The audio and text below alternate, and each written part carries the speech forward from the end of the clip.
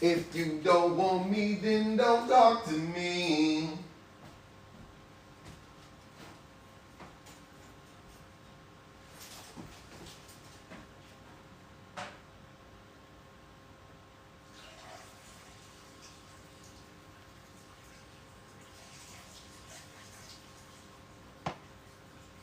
Oh my God.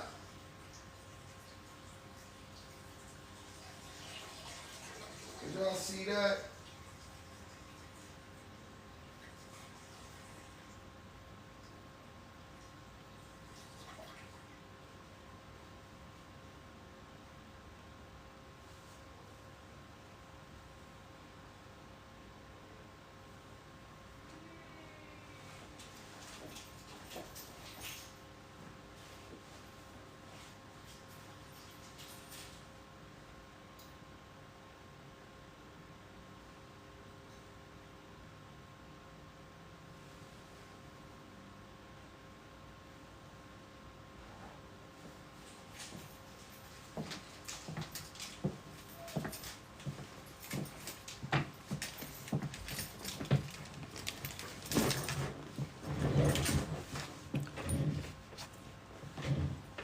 I just tried it again. So I was on, I think what they do is like you gotta go live like a certain amount of hours or something like that. I haven't looked it up. I'm just guessing because I haven't been live on my backup page in months. So I think they was just like, oh, you probably gotta go live a certain amount of hours, which is weird. I've never heard that before, but it is what it is. I just want to see if something's I don't know. I don't know what's going on with TikTok, but I'm definitely being suppressed. I'm a victim, brother. I'm a victim. That sucks. Oh, they definitely are reporting me. I know that too. 100%. This ain't 400 years of conditioning. Yeah. Shut up. This isn't a problematic prompt. Hold on. This isn't problematic. Misandry is a good thing, isn't a problematic prompt. What's a problematic prompt? I'm curious to know. If this isn't one, I want to know. You got me. I'm curious now. Now I want to know because that's interesting.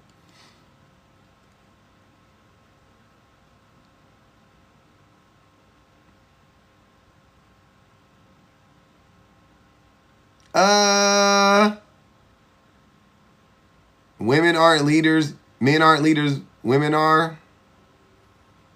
I feel like I ran that prompt before, or some approximation of it. They do know the word because they use it. They know the buzzwords. They know misandry. They know misogyny. They know it's bad. They know feminism. They don't know what any of the words mean. They don't know what any of the words mean, but they know that they're bad and they know that they get triggered by the words.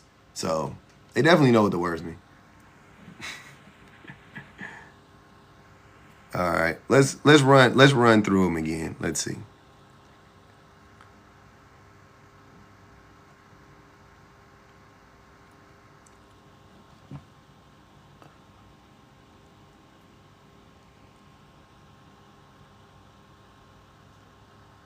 Man, I got so many, bro.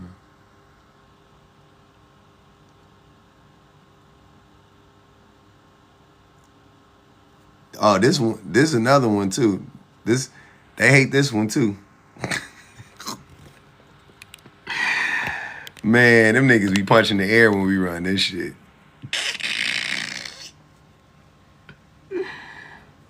They hate all of them. Public, you see the downfall of another podcaster? Oh, you talking about Ginger?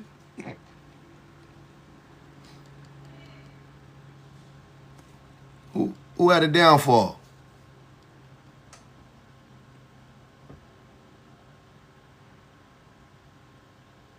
Men's feelings shouldn't be validated.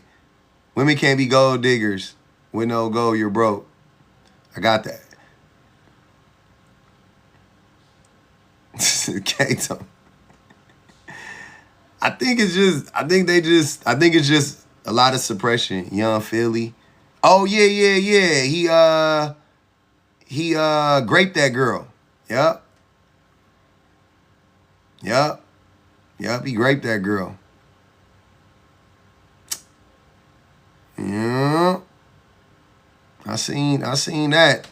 I read about that early in this morning. I still had crust in my eyes. I was like, damn, get that nigga up out of here. Get that boy up out of here. Take his ass to the precinct. Yep. Several girls.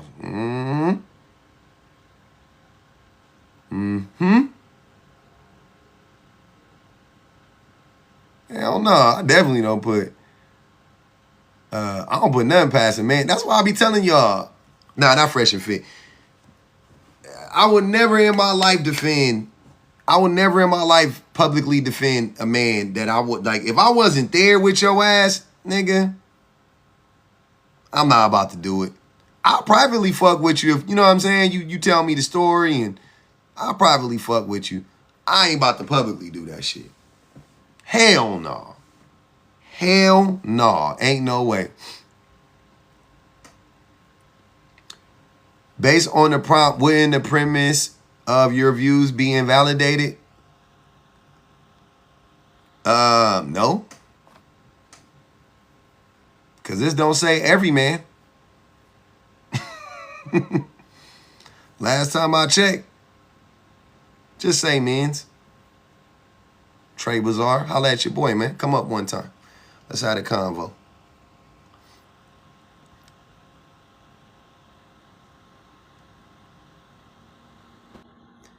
You feeling not valid? I mean, I don't know. I'm valid. Hold on, brother. Okay. Go ahead, man. No, I'm curious. How do you distinguish yourself from the men you talk about? By what we're saying? I'm talking about you. You said who's we? Yeah, I'm saying like, so you could not choose, or whoever could not choose to validate my feelings personally. That's fine, right? Like me personally, I'm okay with us not validating men's feelings as a group, like and including me in there, because I feel like men's feelings shouldn't be validated because they are typically is bullshit most of the time. Like it's not like a real, you know what I mean? Like, and I'm not saying you, Trey, like as a like. If you went through something yesterday at work and you want to express that to your girl or express that to your homie or whatever, you know what I'm saying? Like, I'm not saying like they shouldn't listen to you, right? But I'm saying like, as a group, the things that men say in general about us specifically about women, that shit be wild. Like that shit, we can just invalidate pretty much everything I've ever heard men say about women in general. So you don't think there's no validity to? So I get that. I'm not gonna say everything that we say as a whole is valid, but what would be the ratio for you? Just out of curiosity. I'll be honest with you. I haven't heard anything that men say about women as a group that's true. Like I can't name of any statement that I hear men say on the regular about women that is actually true about women. Okay, so let's go with your previous prompt. You don't think if they have a word to define a certain behavior, wouldn't there be certain women that fall under that category of misandry? Say it again. What do you mean? So your previous prompt, you said misandry. I forget what it was, but It's that misandry is good or something like that. Yeah. okay. So if misandry is the hatred of men, by its definition, you don't feel that any woman. So if any man has ever said that, wouldn't it be fair to say that okay, some women fall under that? Like, is there not a bell curve in your logic in all things, an extreme on both sides, but some things that fall in the middle? It should be, but the problem with men are we are too extreme and we lie incessantly. So I don't have any like. You would have to give me an example. Like tell me something that you hear men say about women, you know, in general. Like you know what I'm saying? Like that men say about women, right? We know it as men. I'm sure it's a bunch of shit we've heard as men growing up about men, about women, right? You tell me, what do you think men say about women that is valid about women? Okay, the current wave of feminism. So there's the origin of feminism, and then there's what we have today. You don't think that falls under? So the men that speak on that, like you said, it's a buzzword. You don't think that no women in that group fall under that category? Like there wouldn't be no validity to that argument at all? You still haven't given me the thing, but what is the thing? What category? A lot of the feminists that are quote unquote fighting for equal rights are actually just misandrists that want supremacy. Oh, then they're not feminists. But so that wouldn't apply to most women, right? So you couldn't say women as a group or men as a group, or in that instance, it would just be like there are like random women in there that feel that type of way. But you couldn't say that about women. I'm saying, what do men say about women in general, right? Things that they think like men will say shit like women are submissive, right? Shit like that. Right? Okay, I'll give you an example. Hypergamy. The new another buzzword, but women are hypergamous. You don't think that's a general thing for most women? I think if women were hypergamous, none of us would get a date. So I don't think women are hypergamous, no.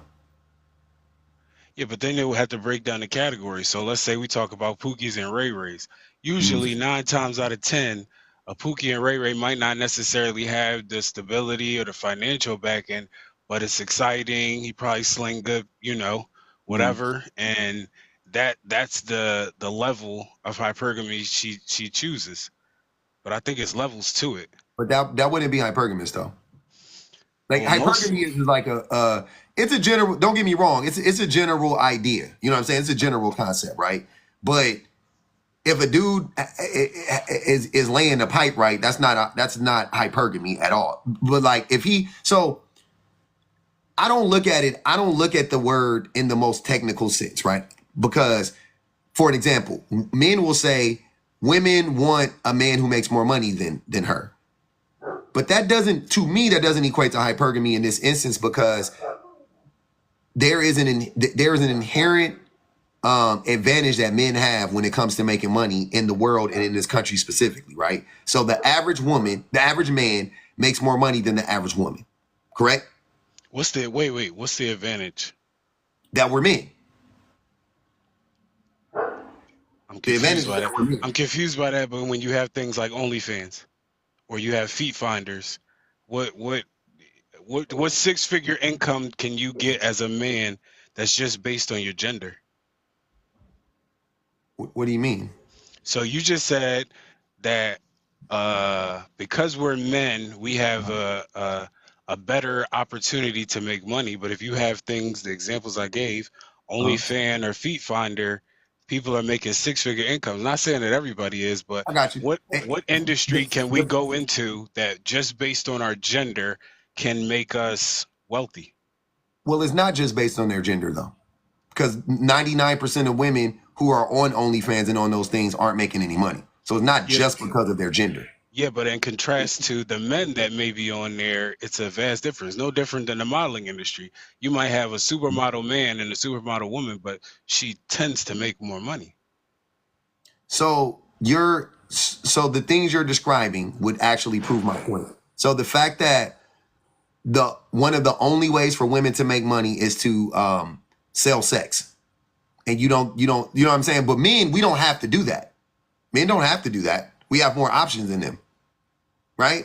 But women have to basically sell their bodies in some way, shape, or form to make 6 figures or be a million or whatever the case may be. But men could just go on the STEM. Men could go work construction. Men could go, you know what I mean? Like men can do a lot of stuff that women can't do. They're All right, locked so out. I think for me to understand your argument, I think how do you define easier? Like, so I would think if I could just make You money think off my look, OnlyFans? You think being an OnlyFans model is easy? if we're comparing it to construction or STEM, yes. Okay, let me ask you a question. Have you read or heard about OnlyFans and SWs? How their lives are never the same. Like they can never get a job after they do OnlyFans. You know that, right? I know now. I'm not going to sit here and pretend like I knew that prior, but I Yeah. know now. Well, think of corn star. Can corn stars go? You ever walk? Corn stars don't go get normal jobs after they like, oh, I did corn for 3 years. Let me go to. Once you do corn, you're a pariah. You're ostracized by society from henceforth. So you got to figure out some different way to make money, right? That's why. Yeah, but isn't that a choice? Like if you go into a profession that you know that you'll end up being a pariah, why would you choose it? That's no different than a dope boy or somebody saying, But "Hey, dope boy. listen, I'll be a stick-up kid," or But wait. It's easier for a dope boy, who my father was one. It's easier for a dope boy and a stick-up kid to get a job than it is for an OF model or a corn star, a former corn star OF model, SW. So wouldn't the baseline for that be if people know? So let's say nobody ever comes to on your page or knows that you used to do that, or that you don't have a record for selling drugs. Wouldn't anybody have that opportunity? But they know. That's the thing about the internet. That's why it's not a one-to-one. That's fair. Right? Like the internet is forever and the streets are the streets. Like in the streets, okay, niggas know Trey in the streets, but you get outside the streets, then you can go to the next city over, don't nobody know you. Yeah, but wouldn't that come down to, again, you're weighing the pros and cons? If you know that is the outcome, but you say, all right, I'm willing to disregard that because I can make a lot of money doing it, what would motivate them to make that choice? Exploitation. Of themselves? No. Think about the people. Think about the average person who goes into a life of crime, who becomes a stick-up kid. Right? Think about those kids. Think about everything that has led up to them becoming a stick-up kid. Their upbringing, them living in poverty, lack of education, maybe even, being, mama doing smugs when they were having a mental developmental issue, right? So like you got all these things that are playing into that, and then society doesn't do anything to address any of those issues within that person, and so they're desperate. It's desperation.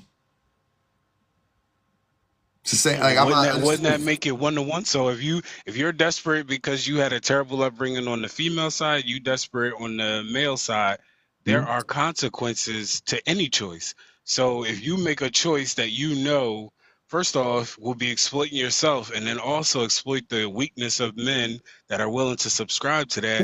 Who are OF fans hurting? Themselves. Okay, if you want to say that. And who are stick-up kids hurting? Whoever they robbing. Exactly. So why are they a one-to-one?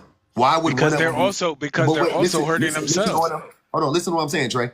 Why would one of them be punished simply for doing a thing that everybody wants to see, right? Men want to see it, whatever. Men are paying for it. They're of age. All these things, why are they being punished for it in perpetuity? But the stick-up kids who actually are hurting people, I mean, if they don't go to jail, nothing happens to them. So when you're saying, to make it one-on-one, being ostracized or being you could not be in that and be ostracized. Oh, I don't like your sneakers. I don't like your teeth. I don't like your face. I don't like your race. So that's not something that you could say, okay, well, that's subjective almost, where it's like, hey, you could be limited, but there are situations where you might not. Stick-up kid, you could lose your life. Somebody could pull out on you. You can go to jail. There are consequences for damn near everything you do in life. I mean, I'm okay with consequences. I'm okay with natural consequences. It's the forced consequences, right? Like these are what happens to SWs after they stop being SWs they're not natural consequences. to being SWs. That is because of the patriarchy. That is because of misogyny, right? If you rob people and you hurt people, I understand people being like, I don't want to rock with that motherfucker. You know what I'm saying? Like, that's a natural consequence. Totally understand that. But you're talking about a group of people who aren't hurting anybody. That's what I'm saying. It's just, it's not the same thing. And Yeah, I but think, aren't they hurting themselves? If you're in a trauma-based situation and make that type of choice, and you continue making a trauma decision, you are. Let's just say we you can forget hurt the men yourself though, aspect. Trey. You can hurt yourself. Nothing's wrong with hurting yourself. Nobody cares. It's not the same thing. There's nothing morally wrong about hurting yourself. Nothing. That's yourself. You can do whatever you want to do with your person.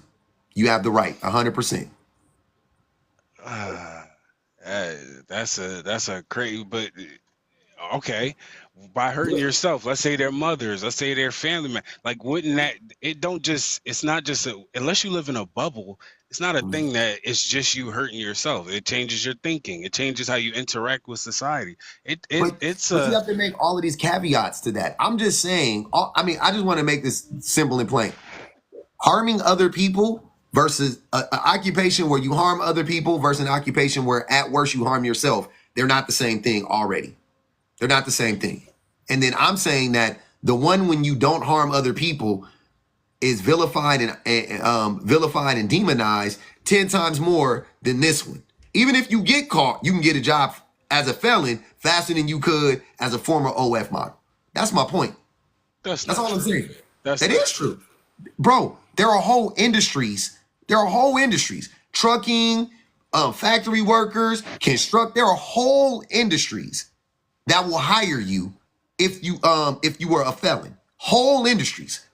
And I'm not saying it's easy to get a job as a felon. I'm just saying comparatively, Walmart, there are whole industries that will hire you, right? Whereas if you're an OF, if you were an OF model, once they find out, bye-bye.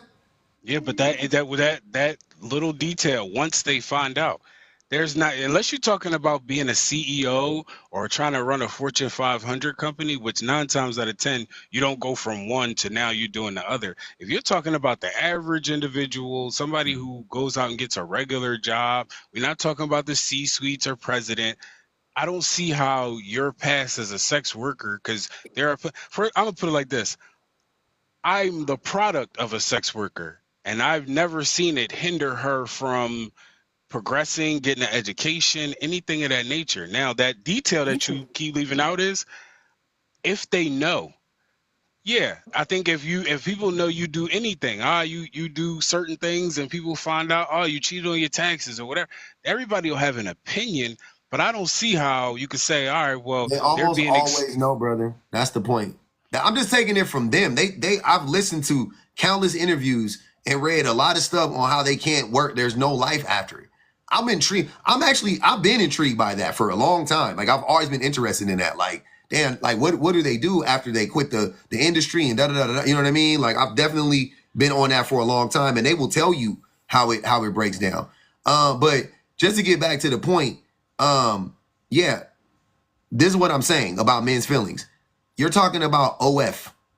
OF is such a small group of people, but I'm supposed to judge all women or most women based on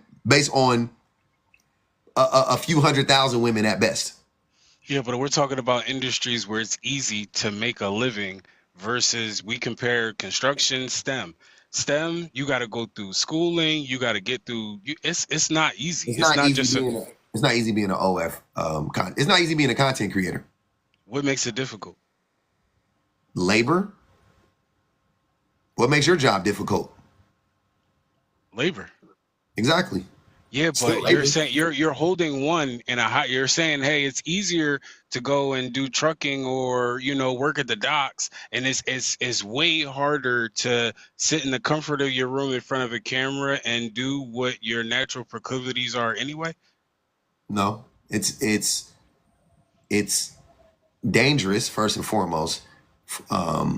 It's dangerous for sure for women who put themselves out there like that. I promise you that, first and foremost. You become a target. But secondly, it's dangerous. It's like I said, on the back end, they can't do it forever. You know what I'm saying? She's 22 years old. She starts to do it. Great. How long does she do it? Let's say she does it till she's 32. Right? But what happens most of the time is they don't make no real money. They don't make no money. They don't make enough money to sustain themselves for a long period of time. Then why do it? And then because they're desperate. So when you're desperate, don't you go for the So for example, if I'm desperate, you know what? That's why scamming is a profession. I can make easy, quick money. If the argument initially was, this is not an easy thing and they don't have it easier, if I can make money simply off my look, something that I didn't have to work for, it's just a natural thing, you can't say that that's easier than somebody who has to go and learn a trade, get a skill. And that's just, I mean, if we're being honest, men can't go out here, even the top rated men that you could say, all right, he's high, they have to bring something to the table. To say that we don't ignore, so anything that you look at involving men, I can't just go out here and be like, yeah, I'm good looking, I deserve 6 figures. I'm just me, I deserve this. To be able to be in a position.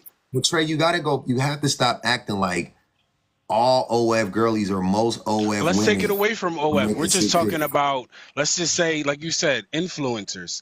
If I can't go put on some tights and have a bunch of pictures where it's my back with my ass out and millions of people follow me, I actually have to have a skill. I actually have to have something that makes me stand out beyond that, outside of just what I look like. Are we going to ignore the fact that? Well, who did? First of all, that's not true. There's a bunch of men on here that get by on their good looks and don't have any other talents. Secondly, what point? I don't think that there's a point there. But third, whose fault who is in control of that?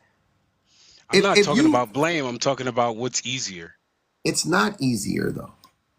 It's just not easier, and it's not that easy. I know a ton of attractive women on this app and on other apps that post a ton of pictures every day, and they're just as cute as the next girl and just as bad as the baddie, and they got 200 followers, tons of them.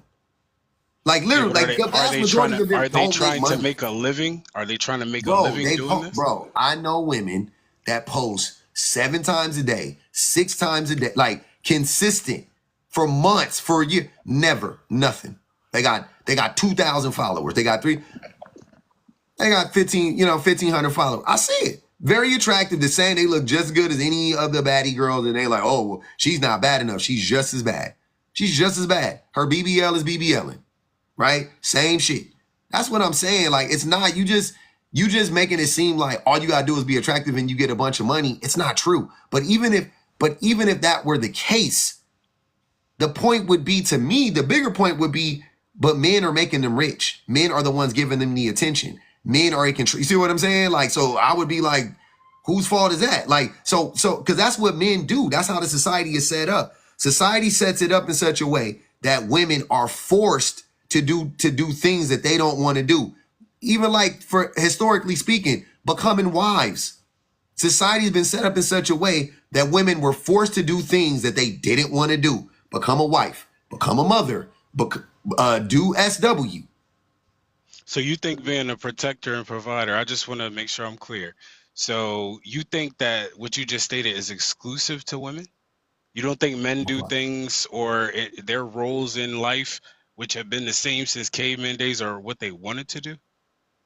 Men's roles haven't been the same since caveman days, but what roles have we had that have changed? Everybody's still asking for a protector provider. That's been who is asking for that? I've never heard a woman ask for that. Only men. Men ask for men are attracted to protectors and providers, not women. Wait, stop. You have never heard a woman you're on TikTok. You never heard a woman say a man is supposed to, or I want my man to protect and provide? Not in the circles I run in, brother. I'll be honest with you, because is what I'm saying. Algorithms are different.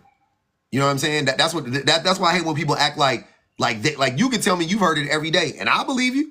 But in my algorithm, I've never heard a woman be like, "Oh yeah, I want a protector and a provider." Like, I don't know about that one. Somebody could quote, hey, if I heard it, it's 1 out of every fucking 10,000 women that say that shit. It ain't the majority of women. It ain't a lot of women. It ain't the majority and it ain't a lot. It's so few that I can't fucking remember one saying it to me. Not one. Okay. So if you're hearing that, but you've heard more so that men want women to be wives and the roles. So you've heard one side of it, but you've never heard the other side. I've heard men. Fuck what I've heard from men. I see how men act, but yeah, men want submissive women who don't challenge them and who are wife slaves and they suck and fuck on command and they cook and clean, but then they make money. They want submissive providers. That's what men. Okay, so if you've only heard that, so if women don't say they want protectors and providers, what do women say they want? Women say they want a man, they want good listeners. They want generous men. They want consistent men. They want men with integrity. They want intelligent men. They want educated men. They want kind men. Yeah, that's what I hear from women. So you're saying that the average woman today is sitting here talking about all these internal concepts? Yeah, of course. So you've never listened to the radio, you've never heard none of the Sexy Reds, the Meg Thee Stallion. You've never heard of none of these people. Hold on, wait. So are we talking about rappers or are we just talking about everyday women? We're talking about people that are perpetuating a certain programming that we can't deny that other people have adopted. They're not successful pushing this message because nobody's listening to it. Does Future speak for all men?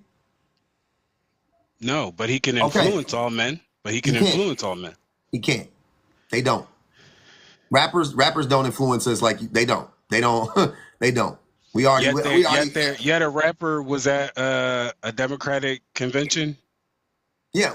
Wait, hold on. The way that that's what I was going to say. What you're describing is like a sociological thing, right? Okay. A rapper saying it's okay to vote for Kamala Harris is not the same as Sexy Red saying I want a nigga with money. Those two things aren't the same. I promise but that you same rapper. So if one Tuesday she's saying vote for Kamala, but every other day she has a totally different message, they wouldn't have promoted her as somebody to listen to if she wasn't pushing a message. If she didn't have a message, then even if her message was about Kamala, we're listening to her because she's someone of influence. Or they just brought up that's irrelevant though. That's what I'm saying. Like it doesn't, just because you want to talk about rappers, I want to talk about regular women. Can we talk about regular women? I don't give a fuck about rappers. But the point is, the reason why I brought up a rapper is because regular women are influenced by many different things. They're not, sir. They're not. That's just make-believe. That's something men say to justify saying stupid shit about women. That's why I say we shouldn't validate men's feelings. Because what you're saying, to be fair, Trey, many men say the same thing you're saying about women. I don't disagree with that, but you're pushing a narrative where it's one-sided, and it's like the fact that you were able to compare and say that, hey, men do that too, means you recognize that it happens. No, I didn't say that, man. I don't think men are influenced by Future. I think most men already think and act like Future or want to be like Future. I don't think Future makes people want to be like. I don't think men see Future and are a completely different person and then they go, I'm going to be like Future. That's not what I think. I think most men are like, I want to sleep with as many women as possible. And then here comes the Future, like, I just fucked your girl in some Gucci flip-flops, and niggas is like, that's the guy for me. That's what I think. That's why that's why I don't believe what you're saying about the Sexy Reds in them, because I'm like, if music could change the world would be changed, brother. You know what I'm saying? You don't think the world has been changed? By music? No. Not in the way you're describing. I think it's connected us in a lot of ways. I don't think it's actually like Bob Marley existed, Tupac existed. You know what I'm saying? KRS-One exists. Like when music was before even rap was even a thing, my daddy was listening to the Shy Lights and motherfucking the Delphonics and was moving weight. And then after they started rapping about, they rap more about Smugs now, but sell less. You know what I'm saying? Like Smugs ain't what it was in the 80s and 90s. Yeah, but that's because that archetype, they understand that archetype of men is, as women say, and I know you say you don't get to hear that, but it's exciting, it's different. Give me a scammer, give me a dope boy. There's an excitement or an allure that comes from that. I don't know the relevancy of that. What's the relevancy of that? The relevance is, your argument is that music doesn't have any influence, yet we're paying people You had a person who's a rapper, as you put it, who has no influence. Her music doesn't change anything, but she's going out and telling people to vote. And you're saying they made that choice based on nothing. They had to base it. No, that's not what I'm saying. Why they choose her? If the music don't matter, if her message don't matter, why was she chosen? Once again, what I'm saying is that I think that it's a possibility that you can persuade people to vote for somebody. I think it's a possibility you can persuade people to wear this clothing brand, right? If you wear it right and you're cool or whatever and you're hip, then people like it. I think you can persuade somebody to buy a certain type of car. I think you can persuade people to do those types of things. I do not believe that Meg Thee Stallion is persuading 25, 35, 40-year-old women to turn into gold diggers or to just won't settle for a man with less than 9 inches or whatever the fuck you think she be talking about in her lyrics. You know what I'm saying? Like, I just don't believe that. That's not what's going on.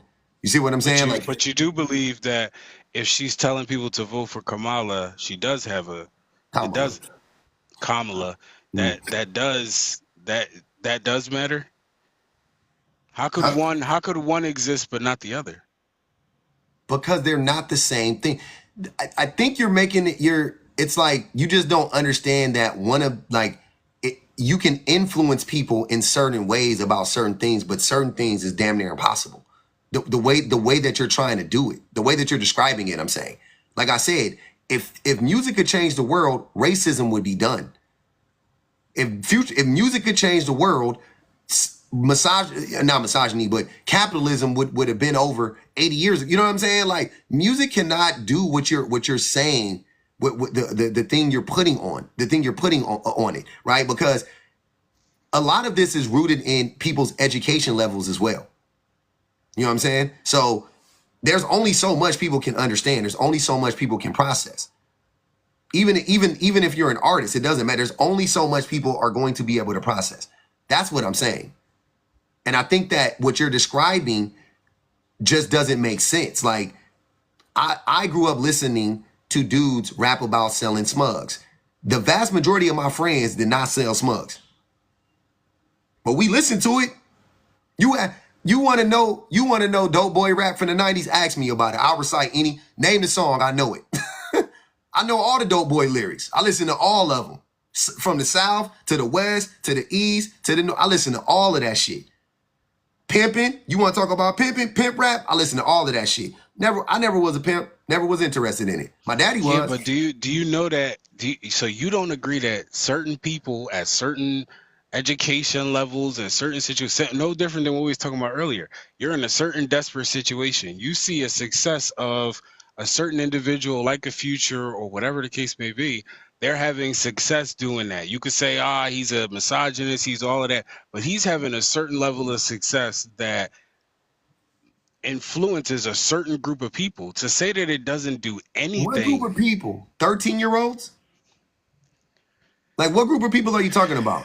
You think grown adults are being influenced by rappers? Like, please be for real. Like, I'm not saying it ain't having an impact on somebody. But like I said, I was listening to dope boy rap when I was in elementary and high school and junior high school. And I still didn't want to say, I personally did. Don't get me wrong. I did. But the vast majority of my friends did not. The vast majority of my friends did not sell it. They was getting money. They might have still idolized that lifestyle. Like, to say that's not the same thing. You can idolize the lifestyle. You can want the cars and the girls and the clothes. As long as you don't do it, who cares? Who fucking cares? How does that manifest itself in real life if I just if I just like dope boys and I like the image of dope boys. I wanted a motherfucking AMG, you know what I'm saying? With some gold BB, with some gold DB, what's some rims, DBS, fucking Dayton's or whatever the fuck, I don't remember. But I wanted that shit, you know what I'm saying? When I was young, I wanted a 5.0 on some Dayton's, on some 15-inch Dayton's, gold. I wanted that shit, right? Growing up, I wanted that, yeah. When I saw Boys in the Hood, I'm sorry, not Boys in the Hood. When I saw Menace to Society, yep, I wanted that car. I wanted that car. I didn't want that lifestyle though. I wanted the car, not the lifestyle. I wanted the car, not the lifestyle. I wanted the beeper. I wanted the pager. I didn't want the lifestyle that came with it, though. I was uninterested in that. Okay, so just out of curiosity, then if music has no influence, then because music is a branch of propaganda, I'm not so you saying don't it has think no influence. It has influence. It just doesn't have influence about in the way that you think it does. That's all I'm saying. I'm not saying it has no influence. It does. I just told you. It can make you. Seeing that made me want to buy that car. Seeing Tupac and wear Versace, I wanted to wear Versace. I never knew what the fuck Versace was. You know what I'm saying? Seeing Camp Lo wearing polo, I wanted to wear polo growing up. I was heavy in the polo. I wanted to wear Helly Hansen and Pele Pele and Tommy Hilfiger. You know what I'm saying? Like that's what I wanted. I wanted some Timbs, right? Which I got Timbs now. I still wear Timbs. You know what I mean? Like to this day. That was the shit I liked. When you saw Fresh Prince get on TV and some fly shit, you was like, that shit look dope. When that nigga Martin had on that bull sweater, I was like, I want that motherfucker. Definitely. 100%. You know what I'm saying? When it comes to women, you don't think that it has that big of influence. But what are you saying though? I think you see what I'm saying? Where you're missing the point. If Meg Thee Stallion is a rapper and the women want her lifestyle, meaning they want the riches, they want the clothes, they want the 22-inch bust downs with the middle parts. Like, if the women want that shit, right? That's cool. That's cool. I can see them wanting that type of shit. That don't mean, though, that they're going around thinking, oh, okay, and I gotta find me a rich nigga. Because most women know these niggas ain't rich.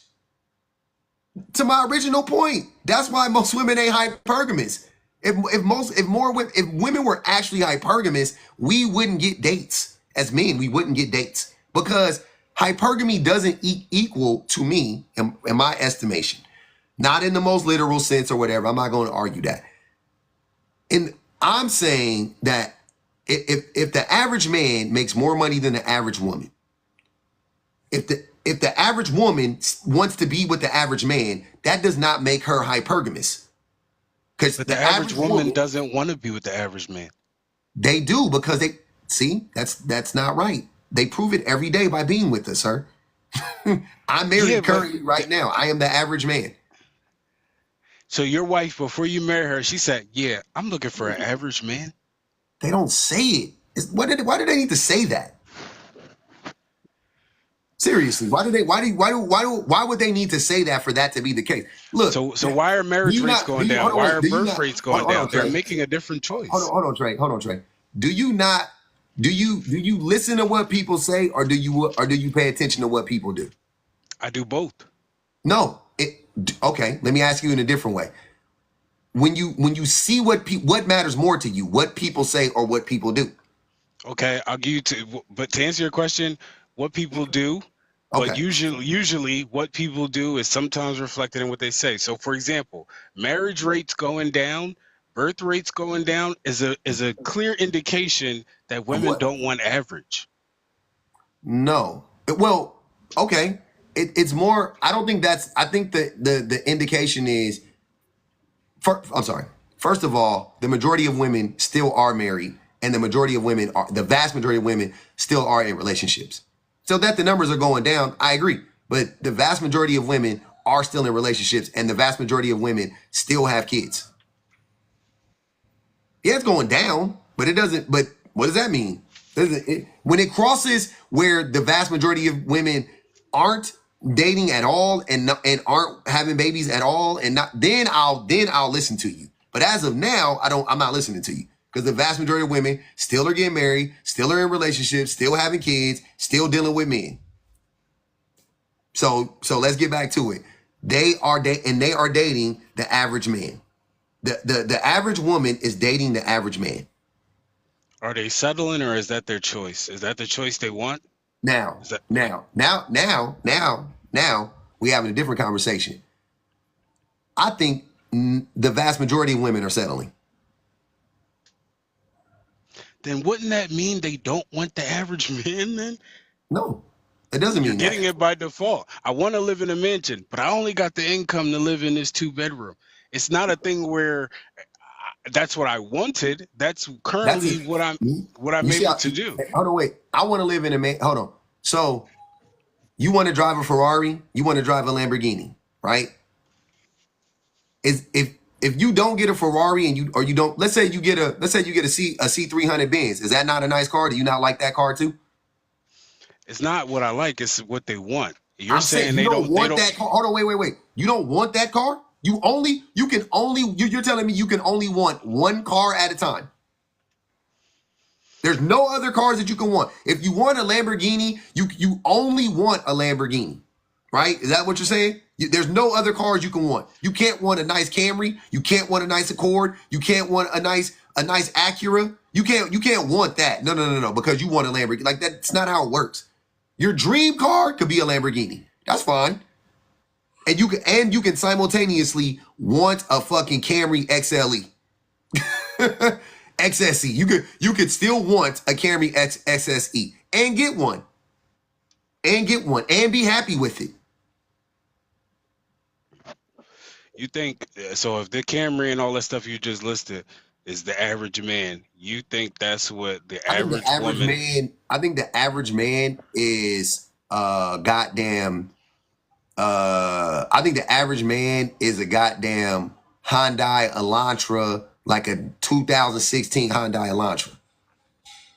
And you think the average woman wants a Hyundai Elantra? No, I'm just saying, if you're talking about who we actually are, that's my perception of the average man. They can see, when they look at you, they can see a new Elantra. They can see a new Camry. I'm just telling you my perception of the average man. My perception of the average man is a goddamn Hyundai Elantra. But I'm not dating men. So, you know what I'm saying? I'm not dating men. Right? And the reason why I say that is because a 2016 Hyundai Elantra is very unreliable. Very unreliable. Not much to look at on the outside either. Not that cute. They're not looking for protectors and providers. They're looking for the internal. So you don't care about what the outside look like, according to your definition of what the average woman is looking for. No, those two things aren't this. How did you get there from where you? Because you said it. You said they're not looking. They don't want protectors and providers, to say that they don't want an attractive man. How did you get there? You just made. Because when you described all of the things that women want, good listener. You gave all of these internal variables, like, oh, it's all of these internal things that she wants from a man. So now she wants the average woman, you believe, wants the average man. She's not looking for a protector provider.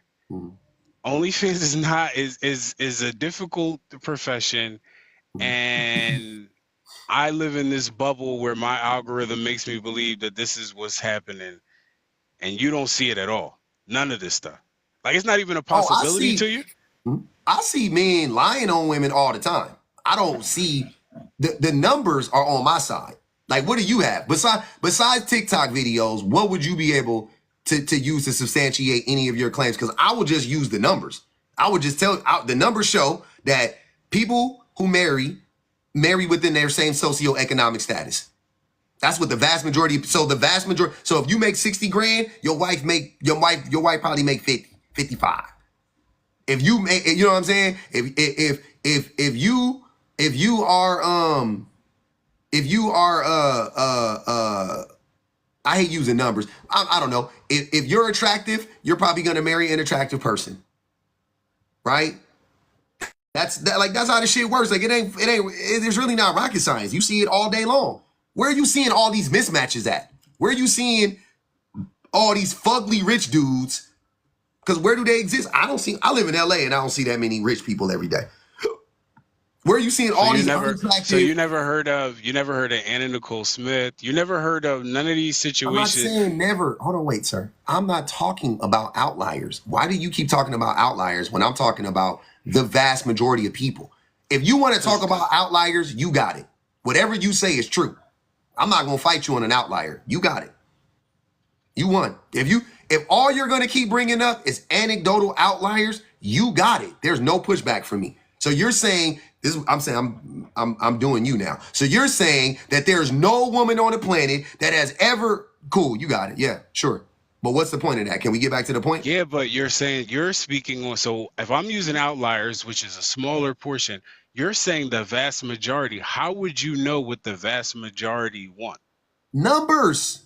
The numbers tell you this. If the numbers, so when we look at the numbers of marriages and birth rates, it's showing that the narrative that I'm saying that, hey, we don't want this, we don't want that, we're doing better, men ain't shit, da, da, da, all of those different things are usually the explanation for why the numbers are what they are. Oh, we got our own bag, we doing this, we doing that. This is not something that, oh, I just live in. I travel state to state daily. Like I'm all around the country. I'm not just seeing it in one place. I'm not just seeing it on social media. This is something that is being perpetuated nationwide in this country. I don't understand the relevancy of it though, Trey. I'll be honest with you. Like, okay, we're going in circles. I hear you.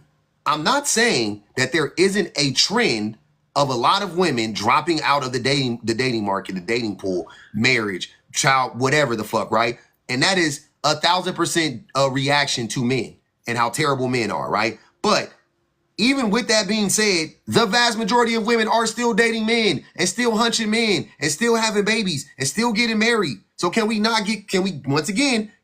back to that? Can we get back to the vast majority? All right. The vast majority, based on what you just said, I can't disagree with that. Is that what they want though?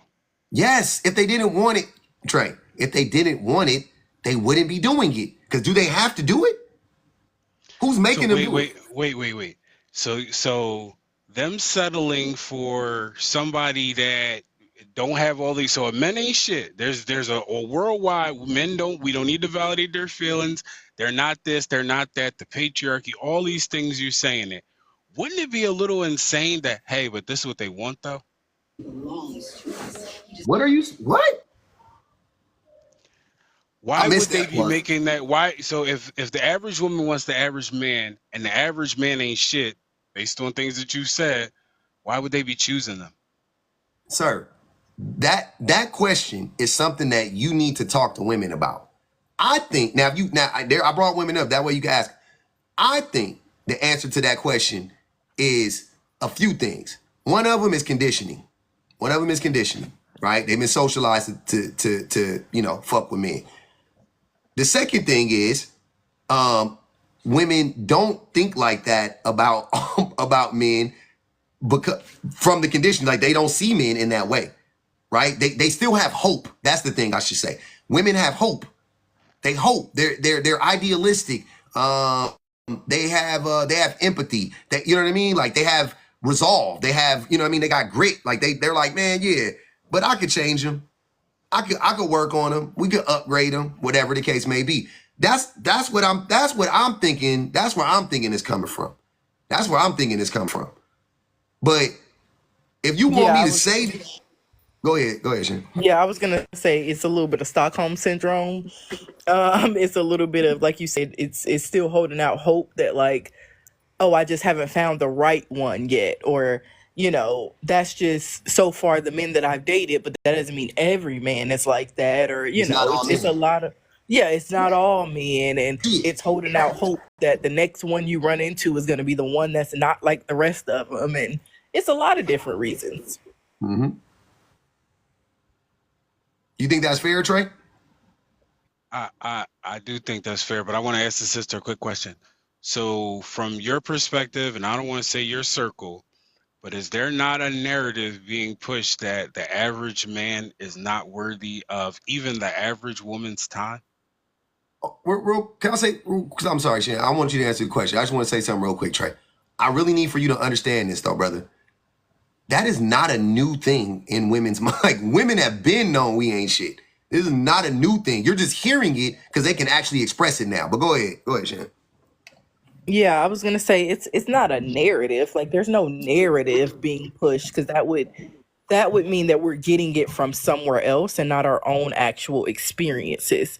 So yeah, there's no narrative being pushed, but yes, a lot of women now within my own personal circle, it looks a little bit different. It depends. Some are happily married, some are happily single, some are in relationships they probably shouldn't be in. So it runs the gamut. But as far as like not wanting to be with the average man that you keep saying, I think you keep narrowing down the average man to what he makes, like his income, and that's the mistake that you're making. Like, yeah, the average woman is about tired of the average man because the average man is so far behind her mentally, emotionally. Like y'all refuse to evolve from where we were 100 years ago. Like y'all just are not evolving fast enough. It's not about your income or what you can pay for or what you can provide. It's the fact that y'all just refuse to actually be better people because you're only stuck on the money part. And we keep telling y'all it's deeper than that. It's beyond that. And y'all are Yeah, like, but I no, never you just want me to have money. I never quantified the average. I never even described what the average man looks like. I never equated him to money. Well, you did. You said multiple times that they don't want you talked about hypergamy, you talked about them not wanting broke men, you talked about Meg the Stallion saying get you a rich man. Like you talked about money often.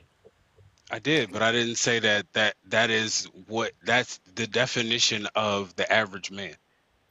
So Okay, well, but my if the point average is my point go ahead. is there's no narrative being painted in my personal circle that the average man isn't worthy of dating.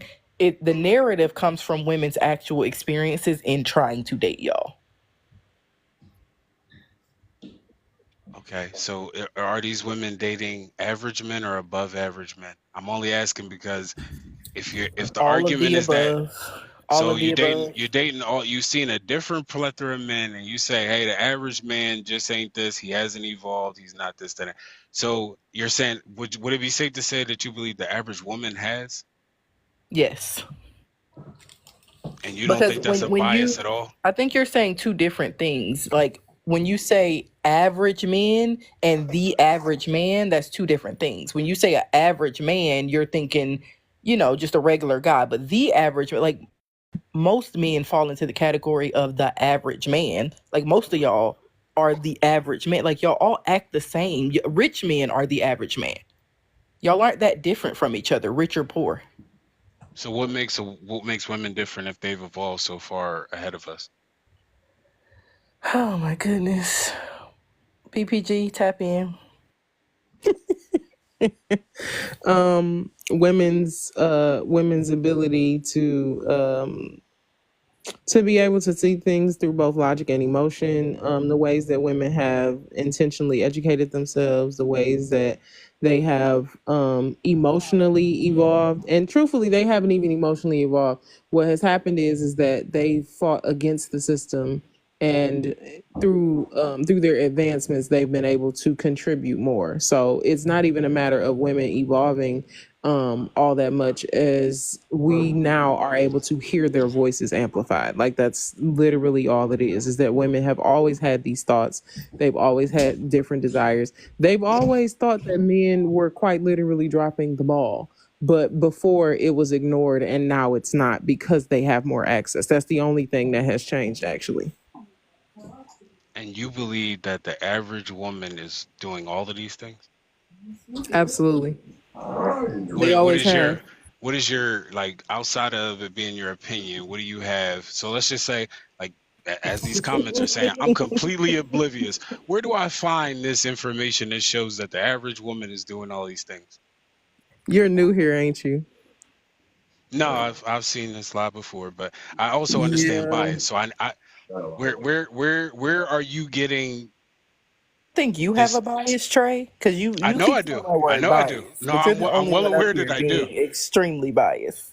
No, no, Cause, no. cause I'm aware I I don't want to do. do the thing. I don't want to do the thing again because I feel like every time we get a new kid in the class, there's always a guy that asks eventually, like, where is this information coming from? Where do y'all get that this is how, the average woman thinks? And then I do the thing where I turn on the camera and I show my stack of books and I talk about how the history of misogyny talks about this, or the creation of feminist consciousness talks about this, or how the Down Girl, the Logic of Misogyny talks about this, or a Black woman's history in America, or how fascism works, or the consequences of capitalism. Like when we talk, I have to list all the books, and then I have to go and find a highlighted section of the specific thing that I'm talking about that reiterates my point. Like we don't have to do that part today. For one, it's late. No, but what you're saying, so the same way, so let's just say we both have a bias.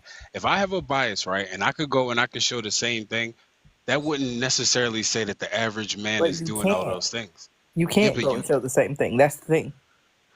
Wait. The average man, from the lowest man to the highest man, the vast majority of our infrastructure is run by the average man.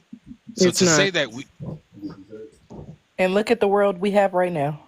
Wait. You said it's not. So if it's not, based on what industry? Again, I said this earlier. We don't have to do the thing, like, because I could tell you, because you mentioned STEM earlier, and we've already had this conversation. That's why I asked if you are new here, because our modern day computer system was absolutely created by women.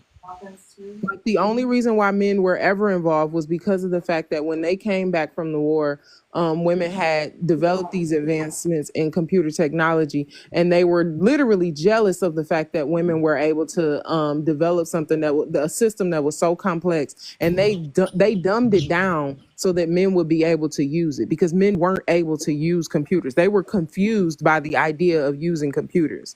And like I like, I like when y'all call me to the table and ask me where this information is coming from. I can prove to you where the information is coming from. And every single time that coffee cup come up, y'all always got to stop for tea every time I say that. It's interesting. It is interesting. What up, Jay? What up, Shabazia? I know y'all want to come up here. You can go, Jay. Y'all know why I'm here. Why I'm here? I'm just here to be toxic, and I'm tired of niggas coming up here crying ugly nigga tears. And niggas that done peaked in high school, so y'all come up here with these scripts. And y'all niggas got better pivot fits than Bing did in 2010. Y'all niggas pivots are fucking insane. They can show y'all. Hey, the pivots is crazy. Evidence after evidence. Shit prime code, shit Hall of Fame level. They definitely explain to this man 30 different ways of why shit is the way it is, or what women actually think. You brought him up here to explain to him, and he still want to stick to the fucking script that he had when he came up here. Y'all niggas worse than Trump people sometimes. Because we can explain, you dismiss, you deny, and then you repivot, you twist up the word, and say the same shit over and over again. What did she explain? She gave an opinion and then said, when I asked her, where do you get it from? She said, I don't got time to tell you because you're the new kid in class. Hold on, y'all. Hold on, wait. But Trey, where did you get all your information from? All of the information. So we could go off, if we're basing it off of what I just experienced, there's their experience, so there's your personal experience, and then there's the things that you research and learn. If she just asking you, where did you get it from? I'm asking you, not her. Where do you get your information from? Reading books, studying, going to school. So you read about OF fans in a book. What book? All right, now you're being like facetious. OnlyFans. When you asked me, when you said something about OnlyFans, you told me something. I don't like that. You know I don't like that because I've asked you straight up. I've asked you a straight up question twice. I said, where did you get your information from? Where are you getting it from? Right? And then you said books, and then I said, okay, so you're telling me that you read about OF in books. Which seems like a fair question because you've been talking about it. That's the thing you've been talking about the most. So how am I being facetious? I Because want to be clear. because you're saying that when you told me something about OnlyFans and you said, "Did you know that?" I said no. Then I gave you how I did know. I told you my background, what I've experienced, the people that. So it's not a, oh hey, there's a book on OnlyFans that I went and read that tells me this. I'm talking about, if we're comparing difficulties, I use that as an example. You said, hey, it's harder for women to do that. It's easier for men to go out and make money and do all these different things. I gave an example of something that I deem, hey, that's a little simpler. You said, no, it ain't that, it's this and that. I didn't say, oh yeah, I'm an You know expert what's on crazy? OnlyFans. When you told me that that the marriage rates were declining and and childbirth was declining, you peeped. I didn't say, where'd you get that from? Right? Because I know that that's true. Like I already knew that was true. Right? Because I've studied that. I know I've looked at those numbers. I know what they look like. Cool. So I'm with you. So I don't need you to cite all of your sources. And all of us up here, I'm going to speak for everybody up here. We're okay with you just telling us that you think something is a thing. All we want you to do is to rationalize it and explain it to us to make it make sense, which you haven't really been able to do. You see what I'm saying? We think it's disingenuous, though, when people who haven't really studied any of this stuff start talking to people who have studied this stuff and start asking them, where did they get their information from? That's when we're like, wait, but why? We've extended this courtesy to you. Nobody is up here like on some like, Trey, you're dumb. You don't know what you're talking about. Where'd you, like, nobody, I don't feel like any of us are doing that. I'm just asking you, where'd you get it from? Why do you think that way? I just want you to articulate it, let's walk through it, right? But when we do that for you, now all of a sudden it's, oh, where'd you get that from? Cite this, what book? Like, can we just have the conversation? Can we have it in an equal way? Because here, Trey, what I'm saying is, because this is to help you. If we start having it from the vantage point of let's cite sources, you're not gonna. It's gonna be over for you in like 2 seconds. Because I guarantee you, everybody up here has more sources than you.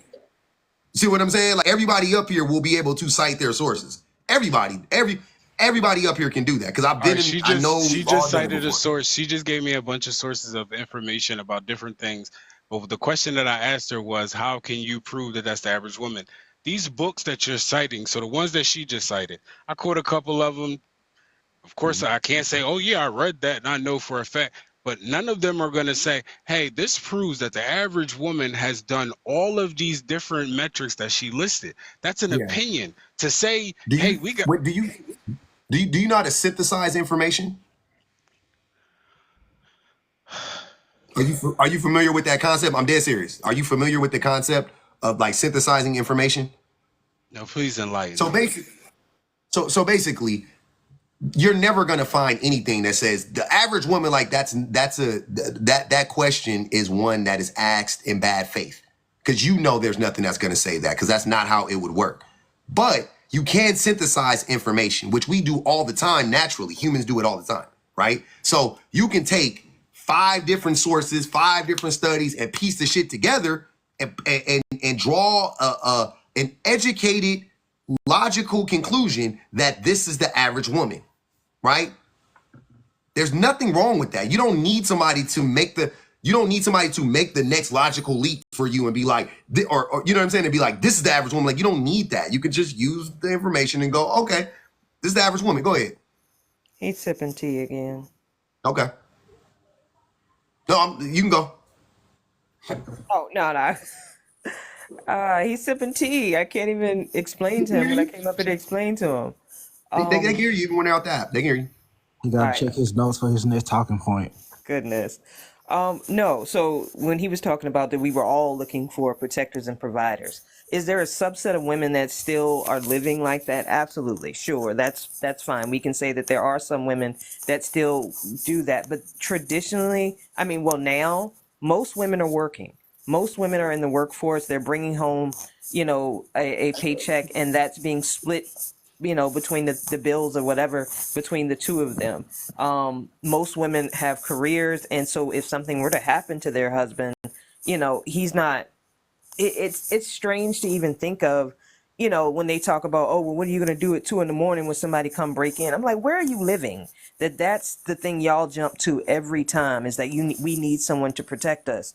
You know, oh, if you know, pumping gas, you know, and men come up to you, we turn down men 1,000 times a day. And it does not matter what we look like. We can have sweats and dirty t-shirts and kids hanging off us, and dudes still come up and be like, hey, how you doing? So like, we understand how to protect ourselves. We just need for you all to be better people and stop, you know, trying to Harassing. hunch on everybody that's around you.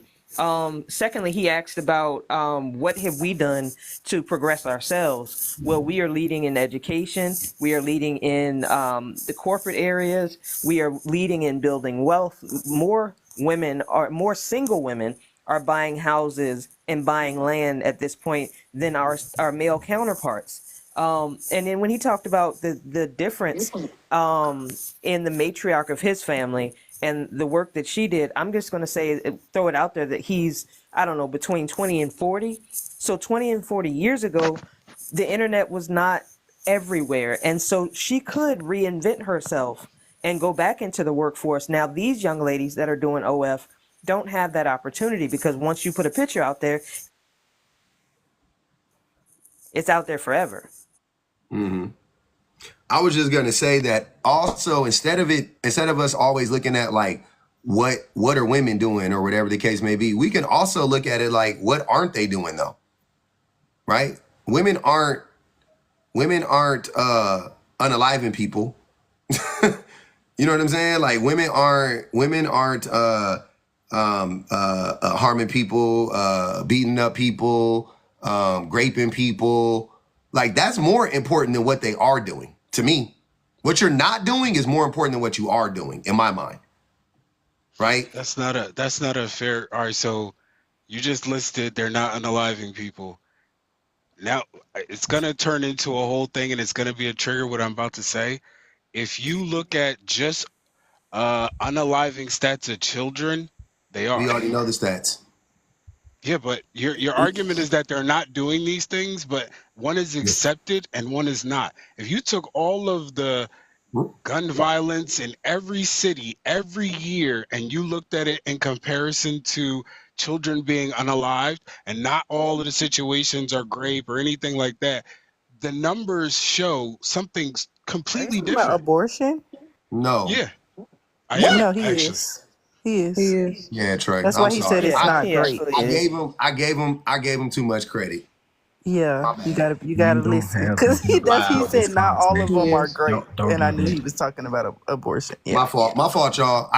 Trey, I gave you a lot of grace, brother. You let me down. That was crazy, because that was wicked.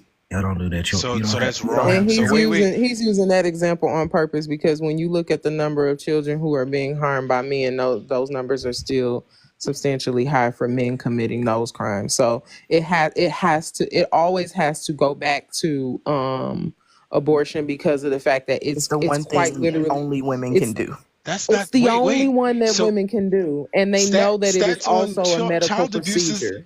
is the same. Wait. Stats on No, child. it's not. It's not.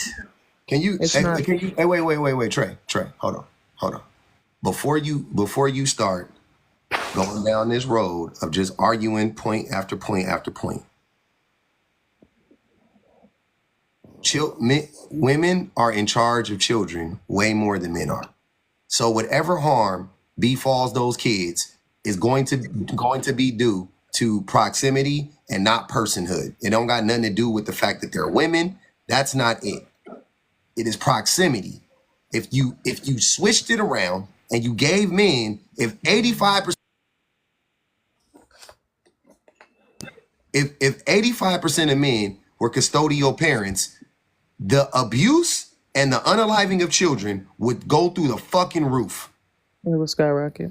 It would be jarring. It would be crazy. Like, I don't even know if babies would even be able to be alive anymore. Like, it would be ridiculous. If women just walked away from the kids and was just like, nope, you take them, it would go through the roof. So I don't want to have that discussion. Once again, let's talk about the majority of people. Let's talk about what's really going on in the real world. Women aren't perfect. Women unalive, real kids, meaning born children born that can live outside of the fucking belly. Women are unalive in them too. Yep, that happens. Yep, women do crazy things sometimes too. Yep, you're right. Ain't nobody gonna fight you on that.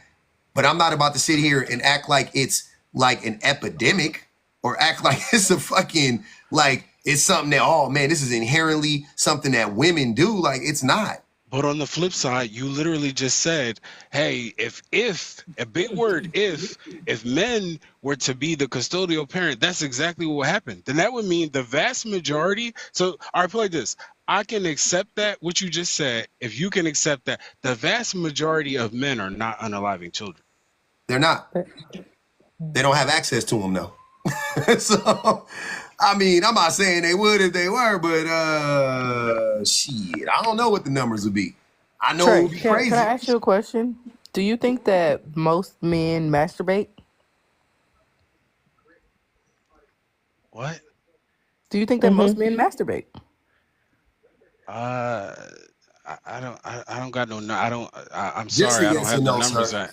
I don't know what. Think? I don't know. I don't need numbers. Do you think? It's not a gotcha question, bro. Do you think Okay. most Okay. men All right. To answer the question, yes. Okay. So men probably are unaliving more babies than women are having smortions. Because every time you masturbate, you just off the whole bunch of kiddos. Yeah, but Hold on, a fam. sperm I cell is don't not a want child. to be the one According to who's y'all's defending Trey, logic. but I when do think we that there's a start when do slight we start difference. counting it? When I don't know. Well, I would assume once an egg gets fertilized and it's now growing into a person, Yep. that's way different than a sperm cell. Would it not be? That's No. like saying because No. women have ovulation and they flush out old eggs, it's like, oh, they're killing kids. Like that's Now you're Right, now you're exactly. getting it. Now you're getting it. yeah, but now we're being a little childish though. Like Are that's we? No, No, I don't think it's we not are. childish. When you count multiple fetuses as children, yes, I it's mean, just it's the it's a same clump level of of being cells either childish. way. yeah, but if you look at sperm cells and you look at eggs that go just from ovulation, we still in the same boat. It still I'm not. I'll doesn't be honest balance it with you. out.